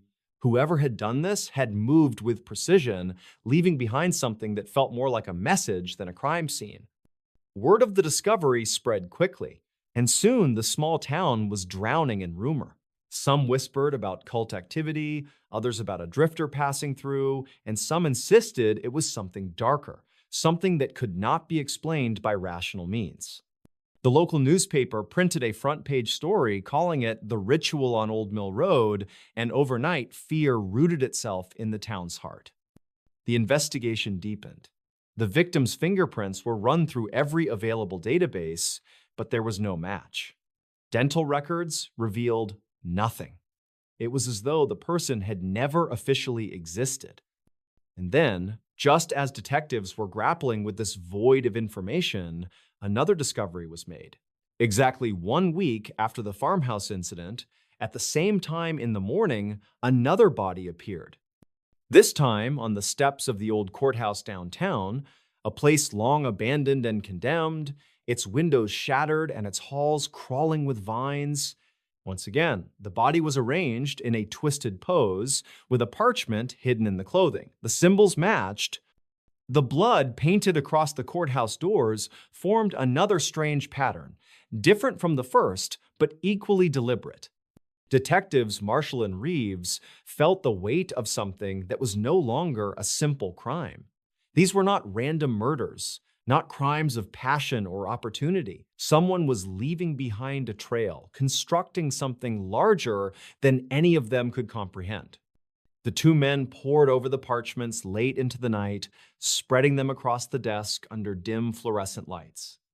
They called in experts from nearby universities, linguists, historians, even cryptographers. Each one studied the markings, and each one came back with the same unsettling response. The symbols did not belong to any known language, any known culture. They seemed invented, yet carried a strange logic of their own, as though designed to communicate something beyond human understanding. As the weeks passed, the murders continued. Every 7 days, like clockwork, another body appeared in another forgotten place around the county. An abandoned church, a railway tunnel, a shuttered motel on the edge of town. Always the same patterns, always the same symbols, always the same absence of identity in the victims, and always the same growing sense of dread among the investigators. Detective Marshall, who had once prided himself on rationality, began to lose sleep. He confessed to Reeves that he heard whispers at night, voices that seemed to come from nowhere, repeating words he could not understand. Reeves, though skeptical, admitted that he too felt a constant pressure, a sense of being watched when alone. Their colleagues noticed their decline. What had begun as a case had become an obsession, one that clawed at their sanity with every passing day. The media attention swelled, with reporters descending on Ashford, painting it as a town cursed, a place gripped by an unseen terror. Residents began locking their doors before sundown, avoiding the streets after dark. Churches filled with people desperate for comfort, while others fled the town entirely. Businesses closed, leaving storefronts empty. The once quiet community had been hollowed out, consumed by fear. Then came the night that finally broke the detectives. It was bitterly cold, with frost coating the ground like glass. A call came in at 3:17 a.m., reporting movement at the abandoned railway tunnel where one of the bodies had been found. Marshall and Reeves rushed to the scene, flashlights cutting through the icy darkness. As they stepped inside the tunnel, their beams illuminated something that stopped them cold. The walls were no longer streaked with old graffiti, but covered in fresh blood, thick and wet, spelling out words they could almost read. As they moved deeper, the symbols began to shift, curving into forms that resembled letters, as though the unknown language had begun merging with English. And at the far end of the tunnel, sitting upright against the wall, was a figure they recognized. It was Harold Turner, the truck driver who had first called in the farmhouse discovery. His eyes were open, his expression frozen in terror, his hands clutching another parchment. On it, scrawled in shaky handwriting that was unmistakably human this time, were the words, "They are coming and you cannot stop them." The sound that followed was one Marshall would never forget. A low hum vibrating through the steel of the tunnel, so deep it rattled their bones. Reeves dropped his flashlight, and in that moment of darkness, something moved. Not footsteps, not the shifting of a person, but a ripple, as though the air itself was alive. When they scrambled back toward the entrance, both men swore they saw shadows that did not belong to them, stretching unnaturally along the walls, reaching out like hands. In the weeks that followed, the case unraveled. Reports were filed, but the words within them made no sense. Evidence vanished from storage, parchments crumbled to dust as though they had never existed. The higher authorities dismissed it all as hysteria, A town caught in the grip of collective fear, detectives who had worked themselves to exhaustion and lost their grip on reality. Marshall resigned not long after, retreating to a cabin in the woods where no one could reach him. Reeves disappeared entirely, his apartment left unlocked, his belongings untouched, as though he had simply walked out and never returned. The murders stopped as abruptly as they had begun, leaving behind no answers, only scars. To this day, the story of Ashford is whispered about in Pennsylvania, the tale of a mystery so profound it drove the best detectives to madness. Some claim it was a cult, others that it was something far older, something that had slipped into our world for reasons no one could explain. But those who were closest to it know one thing. It was not a case that could be solved. It was a message and perhaps a warning.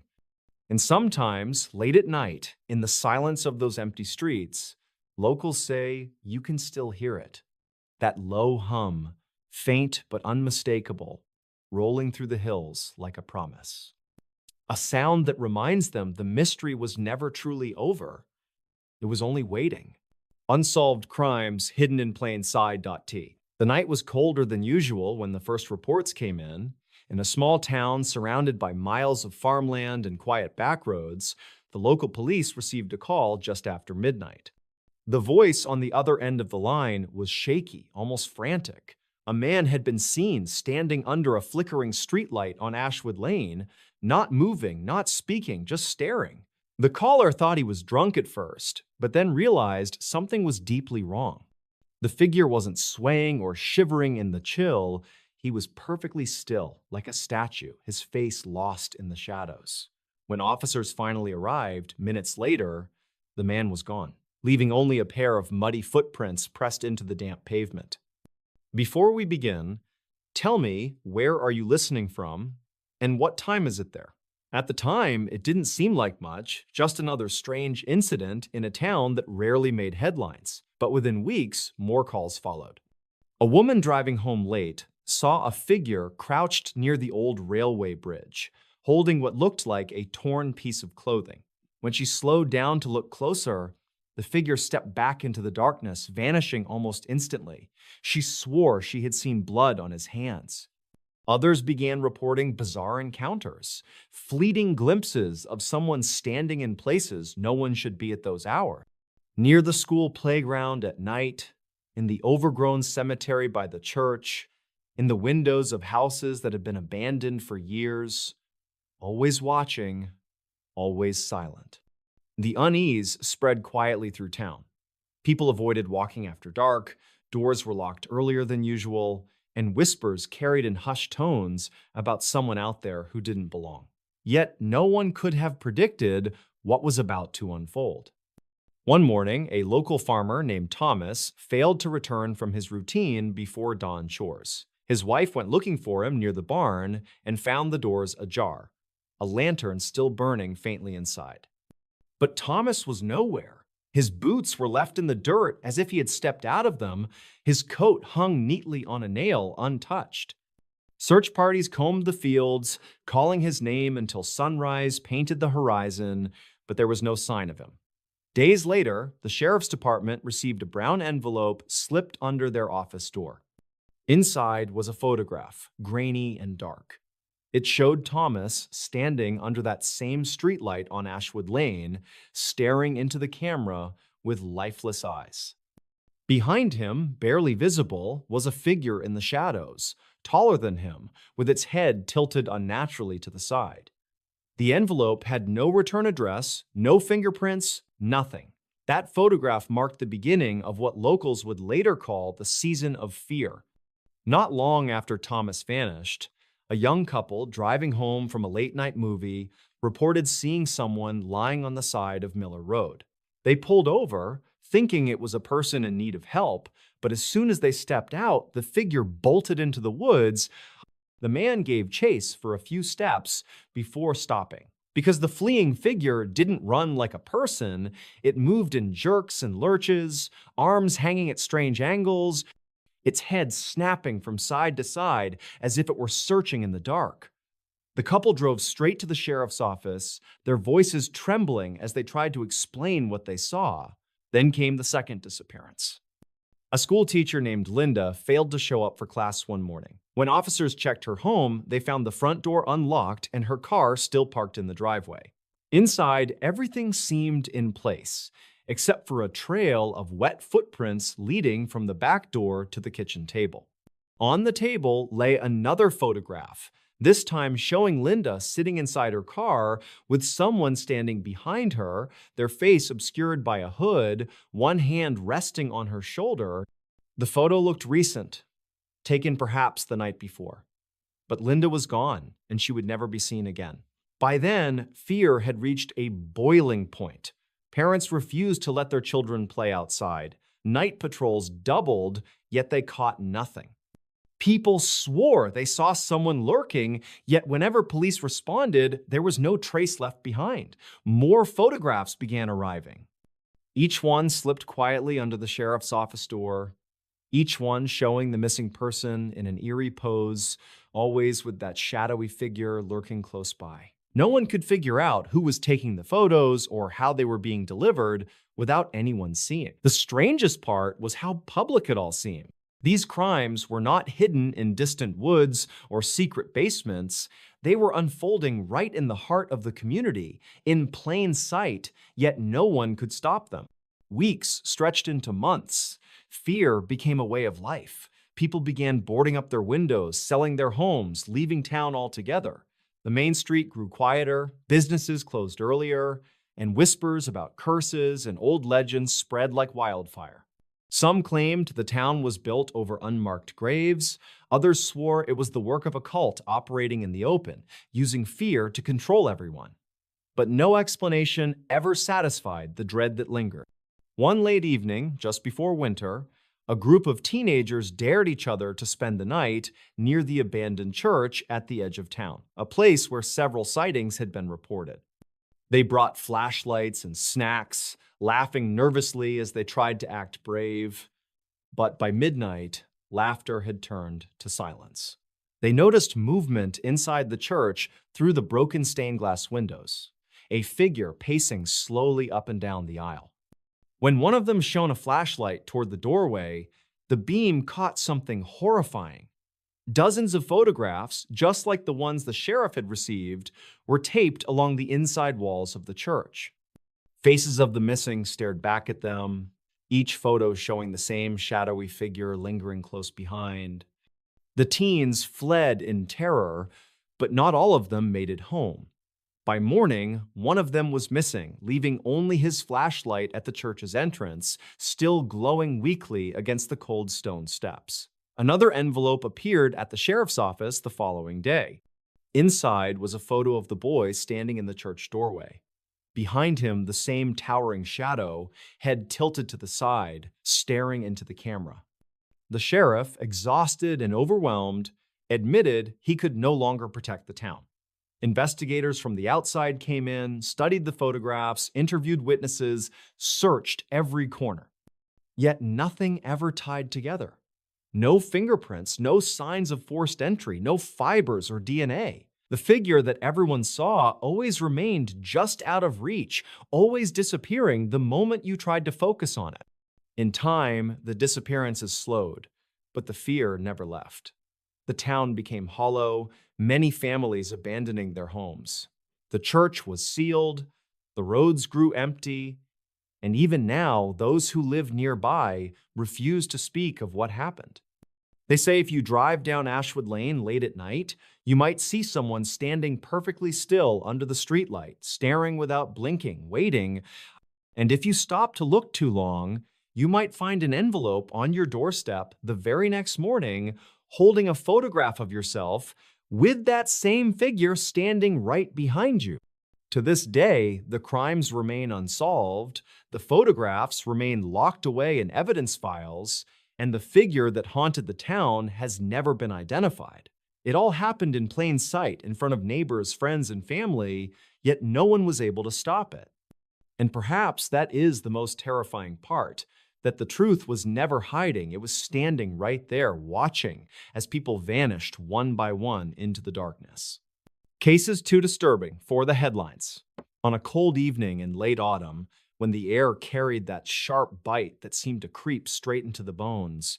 A small town in Pennsylvania found itself at the center of a nightmare that would never be printed in its local paper.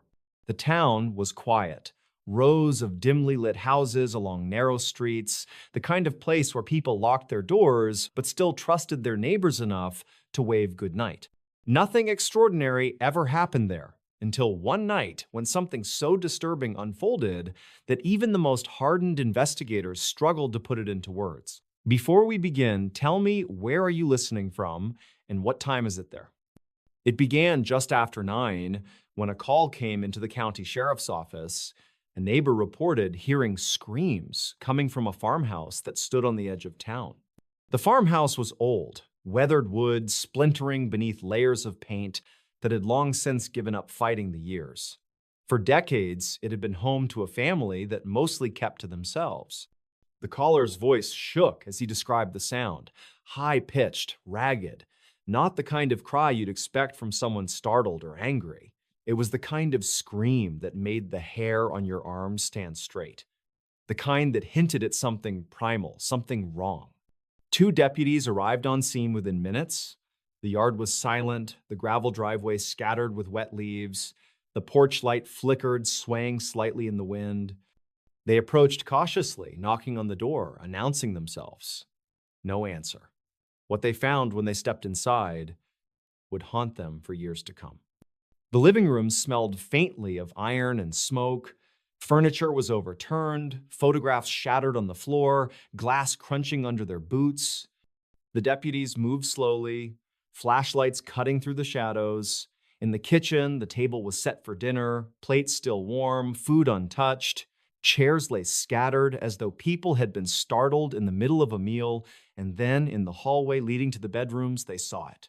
Dark streaks along the wall, smeared handprints dragged downward, as though someone had clawed desperately at the surface trying to hold on. The prints led toward a closed door at the far end. With weapons drawn, they pushed forward, calling out again. No response. When the door swung open, the beam of light revealed a scene that froze them in place. 3 family members were there, lifeless, positioned in a way that was almost deliberate, as if staged. Eyes wide, mouths slightly open, their bodies placed side by side on the floor. Each one had marks around the wrists, as though bound at some point, but the restraints were gone. And the most chilling part, each had the same expression of terror carved across their face, as though whatever they had seen in their final moments was far worse than the violence itself. The 4th member of the household, the youngest, was nowhere to be found. Search teams combed the fields behind the farmhouse, flashlights bobbing in the night, calling out her name. Hours passed with no trace. The woods felt oppressive, the air unnaturally still, broken only by the crunch of leaves beneath heavy boots. When dawn broke, investigators found a trail leading deeper into the trees, small footprints pressed into the damp earth, ending abruptly at a creek that wound its way through the forest. There, half buried in mud, was a single shoe. The child was never seen again.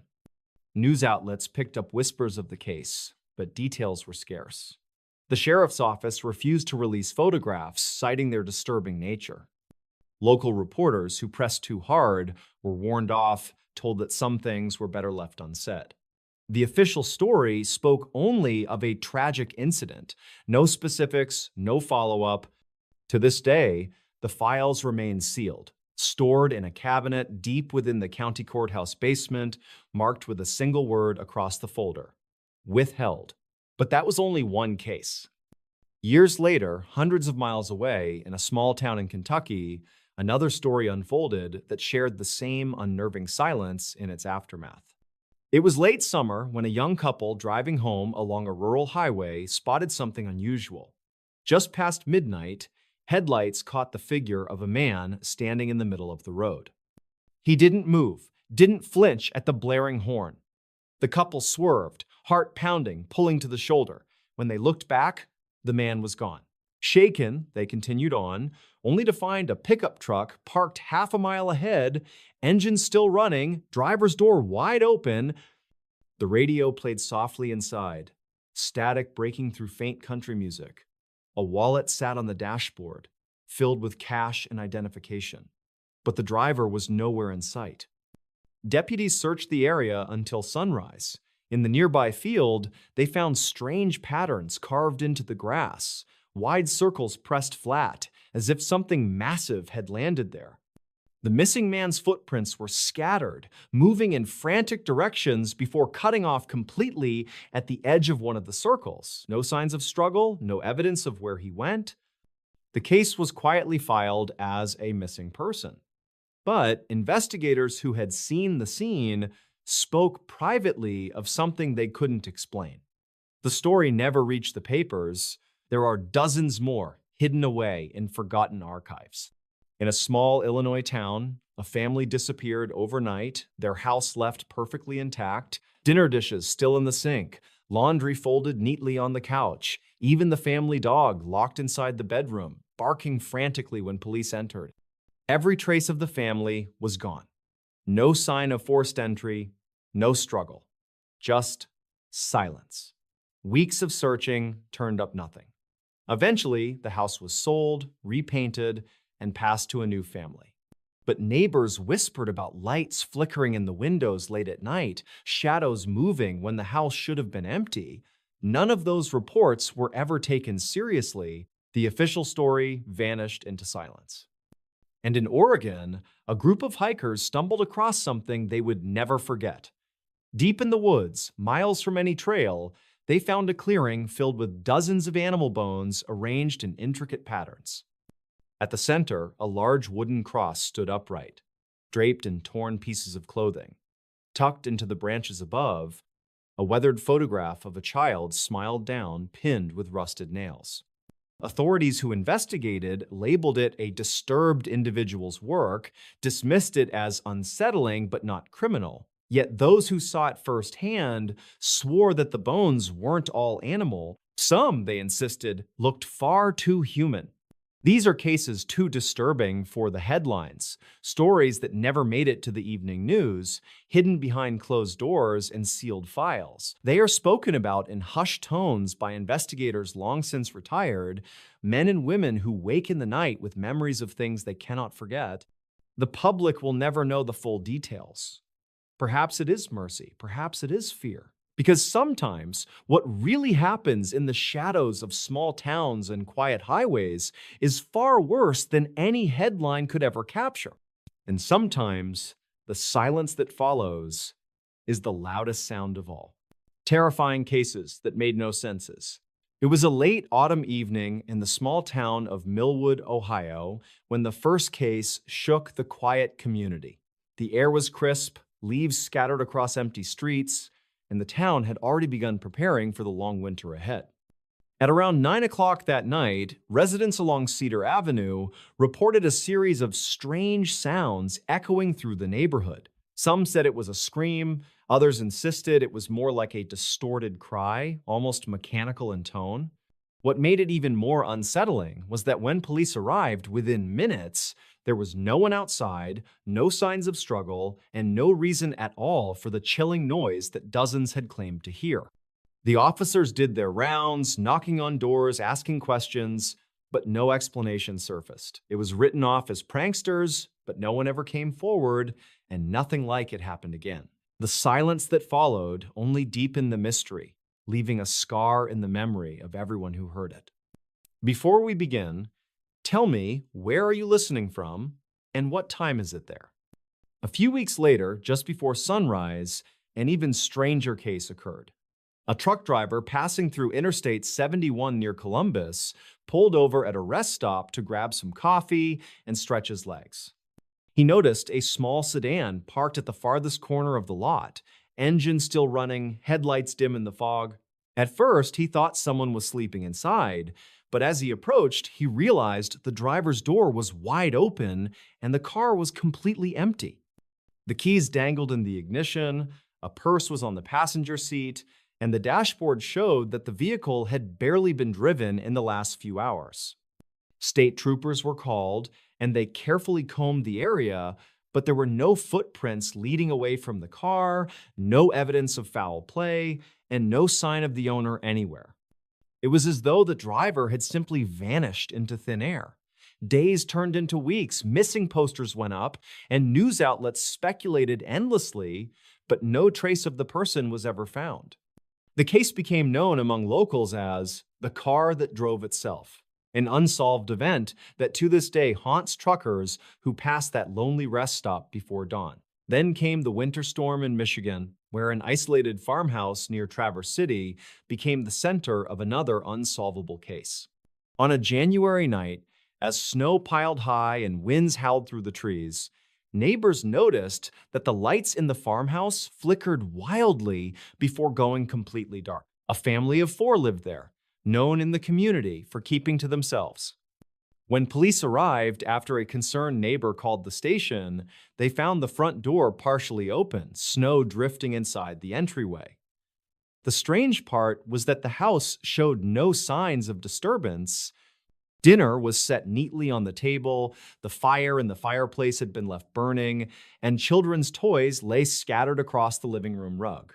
But the family was gone. Search teams trudged through the snow-covered fields, dogs sniffed for trails, helicopters scanned the area, but nothing emerged. Not a single footprint in the snow suggested that anyone had even left the house. The storm had been heavy, but investigators concluded the snow hadn't yet fallen thick enough to erase human tracks. It was as though the family had simply evaporated into the cold air, leaving behind warmth, food, and silence. Months later, in New Mexico, another case emerged that baffled authorities. In a small desert town outside Albuquerque, a man was found standing motionless in the middle of a dirt road just after midnight. A passing motorist stopped, rolled down the window, and asked if he was all right. The man didn't respond. He stood perfectly still, eyes wide open, mouth slightly parted, as though frozen in place. When deputies arrived, they discovered the man was alive but completely unresponsive, locked in some kind of waking paralysis. He was rushed to a hospital, and though doctors confirmed he was physically healthy, he never regained the ability to speak. He only stared blankly ahead, unblinking for long stretches, murmuring incoherent words that no one could decipher. Authorities identified him through fingerprints, but when they reached his relatives across state lines, they learned he had been reported missing 3 months earlier, hundreds of miles away. Where he had been during that time and what had reduced him to a shell of his former self remains an unsolved question. He lived in a care facility for years afterward, never speaking a clear word again. In the southern state of Georgia, another bizarre case unfolded one humid summer night. A group of teenagers exploring an abandoned textile mill stumbled upon something that none of them would ever forget. Deep inside the decaying structure, among rusted machinery and shattered glass, they found dozens of chairs arranged in a perfect circle. On each chair sat a faded Polaroid photograph, all depicting different strangers, men and women of various ages, sitting at what looked like kitchen tables, staring directly into the camera. None of the photos had dates or names, and none of the faces were recognized by the teens. They reported their discovery, and soon local police secured the mill for investigation. But when authorities returned the next morning, the circle of chairs was gone, the photos had vanished, and the only thing left was an empty room with dust undisturbed. For weeks, rumors spread about secret cults, about rituals held in forgotten factories, about people being watched without their knowledge. Yet no answers ever surfaced, and the photographs were never seen again. Perhaps the most unsettling case was reported in the coastal town of Bar Harbor, Maine. On a foggy evening, fishermen preparing to head out for an overnight trip noticed a faint light flickering offshore. At first, they thought it was another vessel, but when they looked through binoculars, they saw what looked like an old wooden rowboat drifting aimlessly. Inside the boat sat a single chair, and on the chair rested a radio transmitter that clicked with static. The fishermen hauled the boat back to shore, and authorities quickly arrived. The strange part was that the radio wasn't connected to any power source, yet it continued to hum with bursts of static as though alive. Technicians examined it, dismantled it, tested it, but they couldn't explain how it had been transmitting at all. Even stranger, the boat itself had no registration, no markings, and seemed far older than any vessel expected to be found floating in that area. Some believed it was a leftover relic from decades past. Others swore it was a message, a signal left intentionally. But the mystery of where the boat had come from and why that transmitter had been placed so deliberately inside was never solved. Each of these cases carried with it a silence that lingered in the towns and cities where they occurred. People whispered about them at diners, shared theories in hushed tones in bars, and warned each other to stay cautious during late-night drives. What tied them all together was the utter absence of logic, the void of explanation that made investigators feel as though they were chasing shadows. They wrote reports, filed documents, archived evidence, yet every piece only led to more questions. For some, it was a reminder that the world holds secrets too dark and strange to ever be understood. For others, it was a chilling warning that sometimes people, families, and entire lives can disappear without reason, leaving behind only fragments of stories that will never be whole again. And so the cases sit, buried in old police files and whispered in local legends. A scream that came from nowhere in a quiet Ohio town. A car abandoned on the side of a highway with its driver missing forever. A family that vanished from their dinner table in the middle of a snowstorm. A man reduced to a living statue returned from nowhere. A circle of photographs in an abandoned mill that disappeared overnight. A ghostly boat with a radio that should not have been able to speak. All of them terrifying, all of them unsolved, and all of them haunting reminders that some truths will never be revealed. The creepy legend that turned out to be real. There are places in America that carry a darkness with them, a weight that people feel the moment they step foot near them. Towns where locals whisper warnings, where stories are told to scare children into obedience, yet deep down, those same children know the stories were not just to frighten them, they were to protect them. Before we begin, tell me, where are you listening from and what time is it there? On the edge of a quiet town in Pennsylvania stood an abandoned farmhouse that no one dared approach after sunset.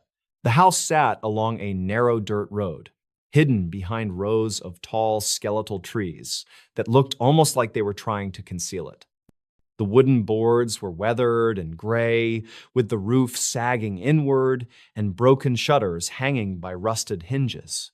To anyone passing by, it was just another decaying building in the countryside, but for the people who lived nearby, it was known as the house that should never be entered. The legend had been whispered for decades. People spoke of screams that carried through the woods at night, of lantern lights flickering in the upper windows, even though the place had no electricity. Travelers claimed to see a figure standing motionless at the end of the road, a silhouette with no face, before it suddenly vanished.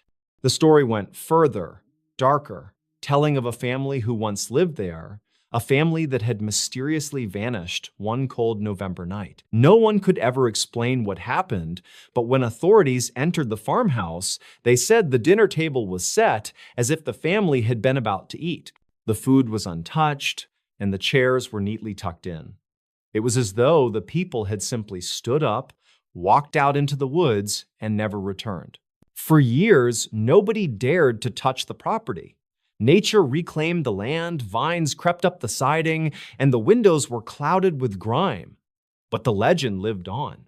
High school students dared each other to walk up the road on Halloween, and some swore they heard footsteps following them even when no one was behind them. Others spoke of whispers drifting through the night air, soft and urgent, urging them to turn back before it was too late. It was late October when three friends from town decided they were going to prove the stories were nothing more than exaggerated tales. The evening had turned colder than expected, and the wind carried with it the smell of damp leaves and distant wood smoke.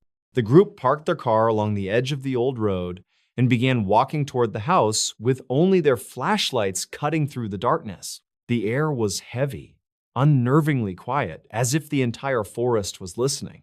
When the farmhouse came into view, one of them muttered that it felt wrong to be there.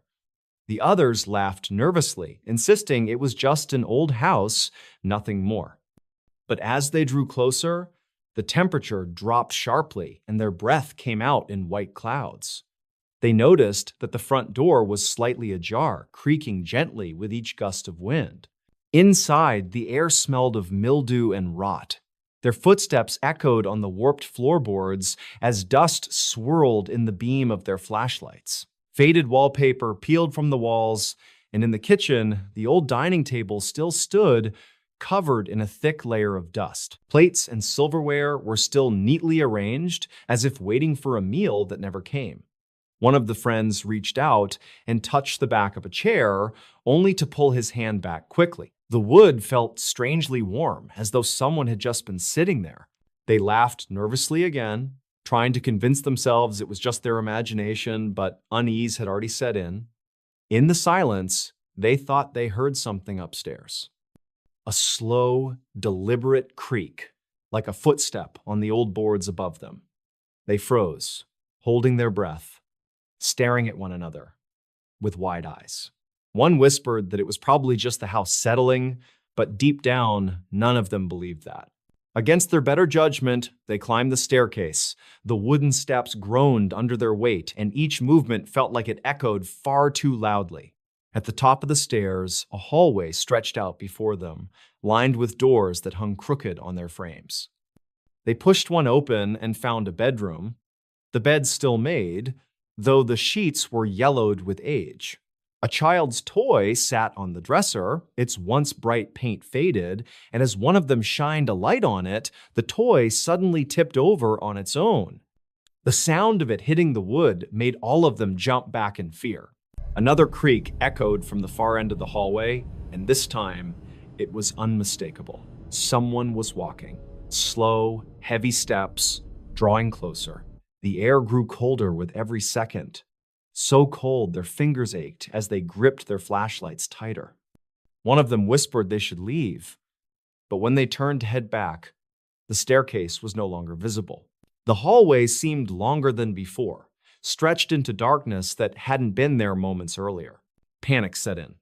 They began moving quickly, trying door after door, but each room looked the same. A bed, a dresser, peeling wallpaper. It was as if the house was rearranging itself around them, refusing to let them out. Then came the sound that made their blood run cold. A voice. Not loud, not clear, but a soft whisper, calling their names. The voice was distorted, almost gurgling like it came from underwater. And it wasn't just one voice, but several, overlapping, whispering in unison. Their flashlights flickered, plunging them into brief pockets of darkness. In those moments, they swore they saw shadows moving across the walls, figures just out of reach, taller than any human should be. One of them screamed, pointing at the end of the hall. Standing there was a figure, tall and thin, its face nothing more than a pale blur. It tilted its head unnaturally far to the side, and the whispers grew louder, rushing into their ears until they could barely think. They ran, bursting into room after room, trying desperately to find the staircase again, but the layout made no sense. Doors led to dead ends, and windows that should have opened to the outside revealed only more darkness, like an endless void pressing against the glass. Then, without warning, they found themselves back in the kitchen. The table stood there, just as before, but this time the plates were no longer empty. Each one was filled with rotting, mold-covered food. The chairs were pulled out, as though someone had just been sitting there waiting for them to arrive. One of the friends collapsed in terror, sobbing uncontrollably, while the others pulled at the front door. At first, it wouldn't budge, as if the house itself was holding it shut. Then, with a violent crack, it burst open, and they stumbled out into the freezing night air. They didn't stop running until they reached their car, hearts pounding, lungs burning, unable to shake the feeling that something was still following them.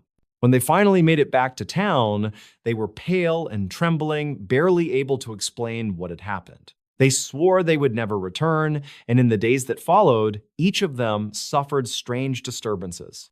Footsteps in their homes at night, whispers in their ears when no one was there, and dreams of the faceless figure watching them from the shadow.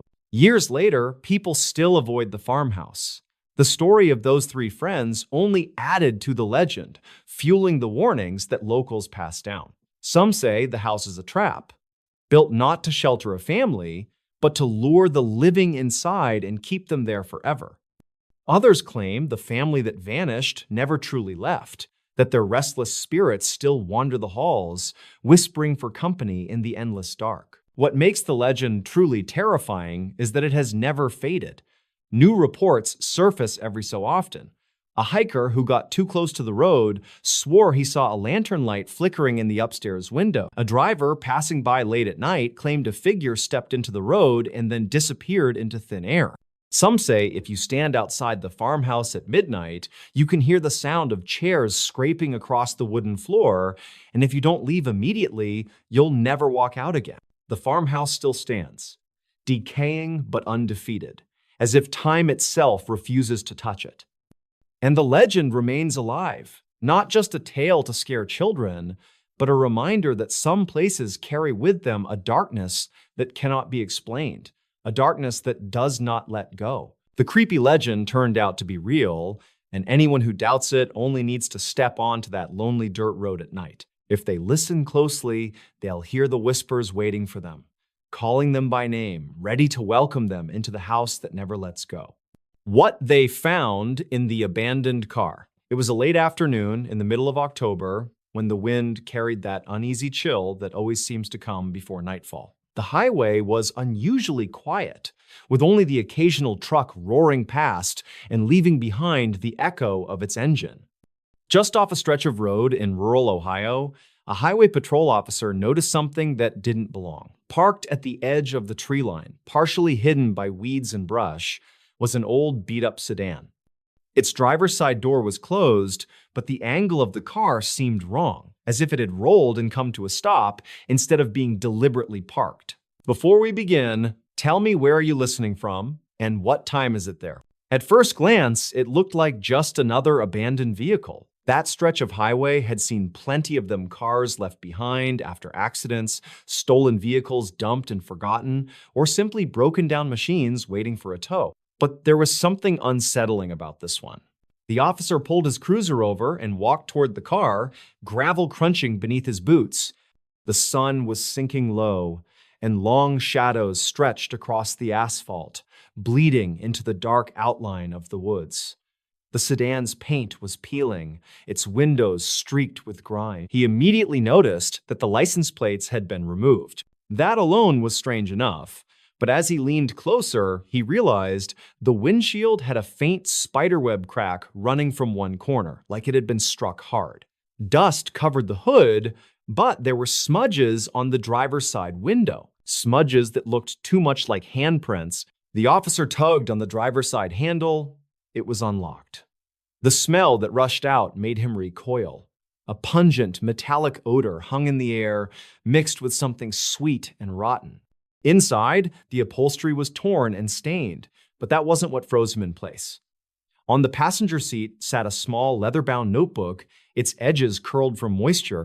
On the floor beneath the steering wheel was a single shoe, scuffed and mud-caked, and in the back seat, pressed against the door, was a dark, crusted stain that could only be blood. He called it in immediately, requesting backup. Within the hour, state police and investigators arrived, their headlights cutting through the growing darkness.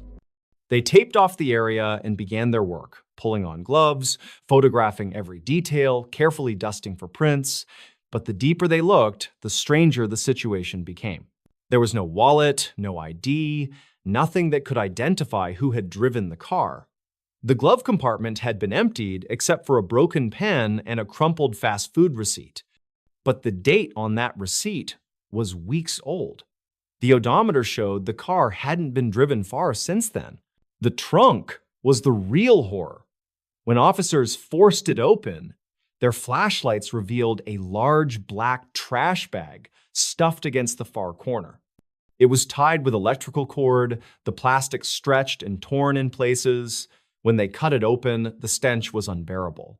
Inside was clothing, women's clothing, damp and stained, a jacket, a torn blouse, and jeans with the knees ripped open.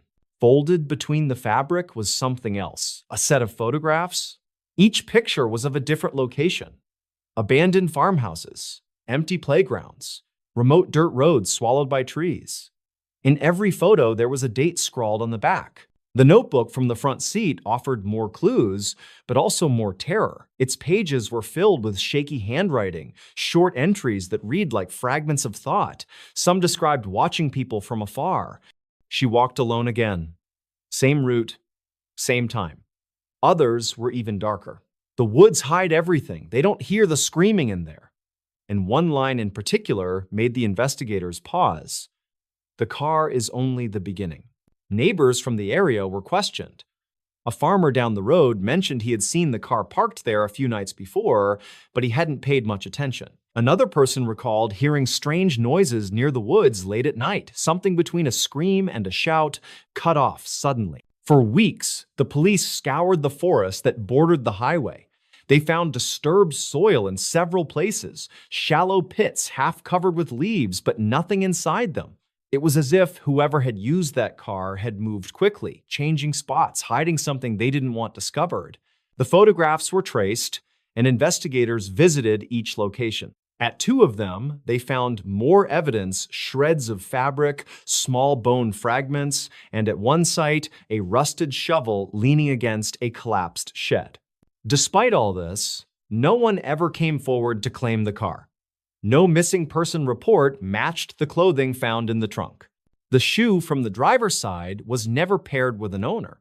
The notebook, with its disturbing messages, offered no name, no signature, just page after page of unsettling thoughts that felt less like a journal and more like a record of stalking. The car was eventually towed to a secured lot, but even there, officers who had to process it described feeling uneasy. Some swore the smell of decay lingered no matter how much evidence had been removed. Others said the notebook pages seemed to shift, like words were darker each time they looked, though that was likely exhaustion playing trick. What makes the case so disturbing is not only what was found inside the abandoned car, but what was never explained. Who wrote in that notebook? Whose clothing was hidden in the trash bag? Why those specific locations photographed and dated? To this day, locals driving past that stretch of highway say they feel a chill when they see the turnout where the sedan was discovered. Some claim that on foggy nights, headlights catch a shadow moving near the trees, as if someone is still standing there watching. Others say it's just the imagination running wild after hearing the story. But one fact remains. The car appeared without warning, filled with evidence of something unspeakable, and then vanished into storage. No owner, no missing person tied to it, no answers. Only questions that continue to haunt anyone who has read the case file. And the notebook's final entry still echoes like a threat, written in uneven letters at the bottom of the last page. They won't find the rest. The terrifying discovery beneath the houses.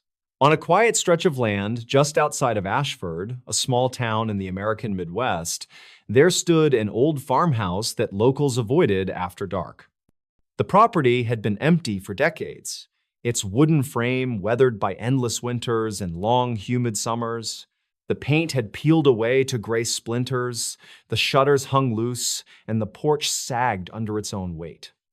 Children riding their bikes past the dirt road whispered that the house breathed at night, that if you stopped long enough, you could hear faint scratching coming from under the floor. Adults, of course, dismissed it as folklore, but no one really lingered there, not even the brave ones. The land was purchased by a middle-aged couple who had recently moved from the city. They wanted space, peace, and maybe even the kind of charm that came with an old house, the sort of place that could be restored and lived in proudly.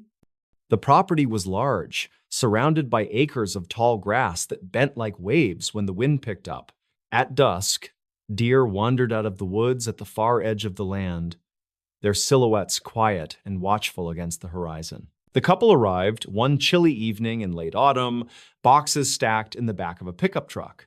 The air smelled of damp earth, and the house loomed before them like something frozen in time. The first night inside, with lanterns instead of steady electricity, was unsettling.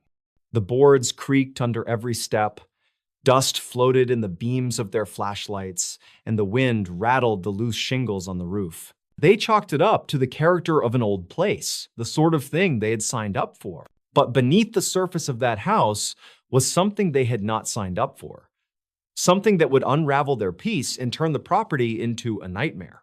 It began on the second week during renovations. Early one morning, just as the sun was climbing above the tree line, the husband pried open a section of rotted floorboards near the back room. He was planning to reinforce the support beams underneath. As he pulled the boards away, a wave of damp, earthy air hit him different from the ordinary smell of mold or dust. This was heavier, rancid, almost metallic. He leaned closer with a flashlight, expecting to see soil or maybe a nest of animals. Instead, the beam caught what looked like the edge of stone. Not natural stone, but carved, straight lines, deliberate. He called for his wife, and together they peered into the opening. The gap was narrow, but it revealed a dark space beneath the house, deeper than a crawl space. The stone appeared to be part of a wall, a structure hidden underground. Curiosity outweighed fear, and by late afternoon, they had widened the hole enough to descend with a ladder. The air grew colder as they went down, their breaths visible in the light. The small chamber beneath the house was made of old brick, its ceiling low enough to force them to crouch. It didn't feel like a basement, more like a hidden cellar. The bricks were stained dark, and faint markings were etched along the walls. Some looked like crude symbols, others like scratch marks made by desperate hands. In the far corner of the chamber sat a wooden chest, its lid swollen with age. The husband hesitated, but the wife urged him to open it. When the lid groaned upward, the smell of decay flooded the room. Inside were bundles of fabric, blackened and brittle with age. At first, they thought it was clothing, until the wife noticed what was wrapped inside the folds. Small bones, stacked carefully, arranged as if someone had placed them with intention. They recoiled in shock. These were not animal remains, they were unmistakably human. The couple scrambled back to the ladder, their flashlights shaking in their hands, the air pressing heavy on their chests. Once outside, they sat on the porch in silence, staring at the tree line as the sky dimmed into twilight. Neither wanted to be the first to admit what they had found. That night, the scratching began. At first, it was faint, like mice scuttling behind the walls. But as the hours dragged on, the sound grew sharper, more deliberate. Long drags across the wood, as though someone with broken nails was clawing upward from beneath the floor. Sleep was impossible. The wife swore she heard muffled cries beneath the house, not loud enough to be words, but rhythmic, pleading. The husband dismissed it as imagination, though his own hands trembled as he lit another lantern. Around 3 a.m, every lantern in the house flickered at once, and the scratching stopped. The silence was worse than the sound. The following morning, the couple decided to contact the county sheriff. When deputies arrived, they descended into the cellar with masks and stronger lights. Hours passed, and when they resurfaced, their faces were pale. They confirmed the bones were human. Multiple sets. Children and adults alike. The chamber beneath the house was larger than it first appeared, extending into narrow tunnels. One of the deputies muttered that the structure looked older than the house itself, possibly older than the town. Word spread quickly, and soon the house drew attention from locals, journalists, and even historians. Old records revealed whispers of disappearances in Ashford, families that had vanished without explanation, farmhands who walked off shifts and never came back. Rumors told of rituals, of a group that had once gathered in hidden chambers, lured by promises of power or protection. Nothing had ever been proven, but the cellar beneath the farmhouse seemed to confirm the worst fears. The couple was told they could leave, that the property would be sealed off during the investigation, but something in them resisted. The wife claimed she felt watched whenever she tried to pack. The husband confessed he couldn't shake the feeling that if they left, whatever was beneath the house would follow. At night, the scratching returned. Sometimes it was beneath the floorboards, other times it echoed in the walls or from the attic above. One evening, as the sun bled red across the horizon, the wife heard a soft knocking from beneath the floor. Not frantic, not scratching, just 3 slow knocks, repeating. She froze, her skin crawling. When she whispered her husband's name, the knocks stopped. He rushed into the room, only to find fresh cracks spreading across the floorboards where the sound had come from. The sheriff's office continued to explore the tunnels, but progress was slow. Some passages collapsed without warning, others led into dead ends marked with strange carvings. The deeper they went, the colder the air became, until their lights barely penetrated the darkness. At one point, a deputy reported hearing footsteps behind him, though the others swore no one was there. Another deputy refused to return after claiming he heard a voice whisper his name. The couple's final night in the house came without warning. Around midnight, a storm rolled in, thunder shaking the old frame of the farmhouse.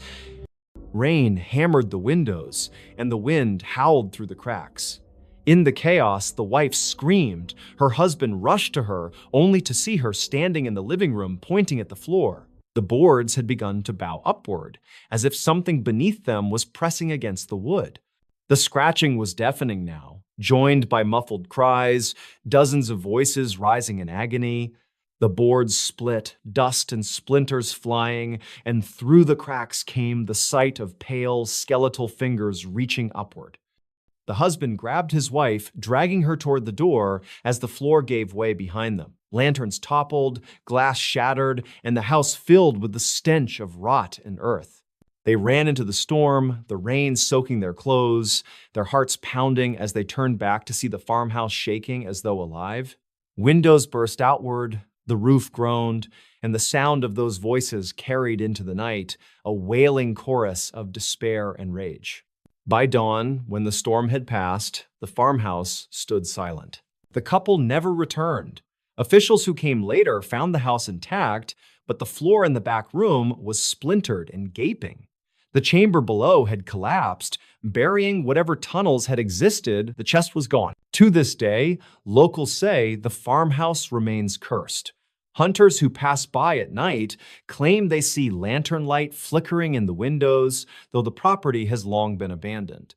Some swear they hear scratching when the wind is still. Others say if you press your ear to the ground near the back of the house, you can hear faint knocking, patient and deliberate, waiting for someone to answer. And in Ashford, no one dares to buy the property anymore. The land sits empty, the farmhouse sagging deeper into decay, its secrets sealed beneath the soil. But every so often, when the moon is high and the air is still, the town remembers what was found under that house. And they whisper of the terrifying discovery that was never fully explained, a reminder that some places are built on more than just earth and stone. Some are built on something far darker.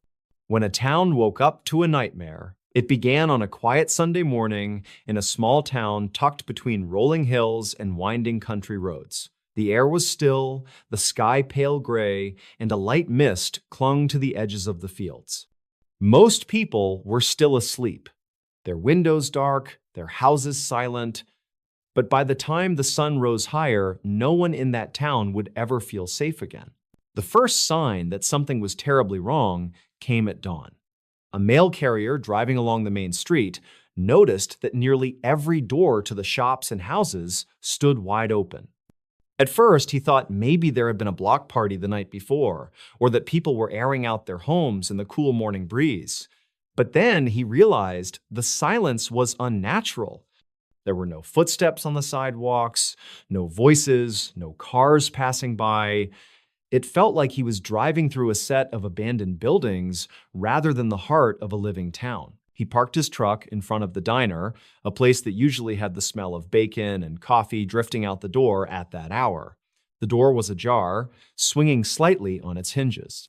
Inside, plates of food sat untouched on tables, coffee still steaming in half-filled cups, chairs pushed back as if people had left in a hurry, but there was no one inside, not a single sound. By 7 in the morning, word spread quickly.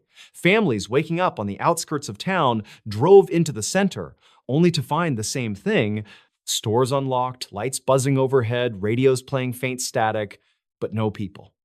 The sheriff arrived shortly after, called by a dozen frantic phone calls, his cruiser pulling into the empty main street. He tried to stay calm, telling people it could be a power issue, a gas leak, maybe even a prank, but he couldn't explain the details: why purses, wallets, and shoes had been left behind, why hot food sat uneaten, why every clock seemed to have stopped at exactly 2:14 in the morning. At 8 a.m., the town was buzzing with confusion. Families gathered together, some crying, some refusing to step foot into the center. A few of the men decided to search the streets more thoroughly. They went into the barber shop, the pharmacy, the small movie theater. Everywhere they looked, the story was the same places, frozen in time, abandoned in the middle of the night, as if hundreds of people had simply stood up and walked away in unison. When they reached the church, they found the pews empty, but hymnals scattered across the floor. A single candle still burned at the altar, its wax pooled into a puddle, but no one was inside. Outside, the sheriff stood with his radio pressed to his mouth, calling the state police, but the line was filled with nothing but static. The phones inside the diner, the offices, even the switchboard at the town hall were all dead. The fear began to spread like wildfire. Mothers clutched their children, fathers paced the sidewalks, muttering under their breath. The sheriff finally ordered that no one go inside the town alone. Small groups began to search, some heading toward the school, others into the residential blocks. At 9:30, a group of 3 entered a row of houses along Pine Street. The first house was neat and tidy, the front door hanging open. Breakfast sat half-eaten on the table, the back door unlocked, but no one was there. The second house had the same eerie silence.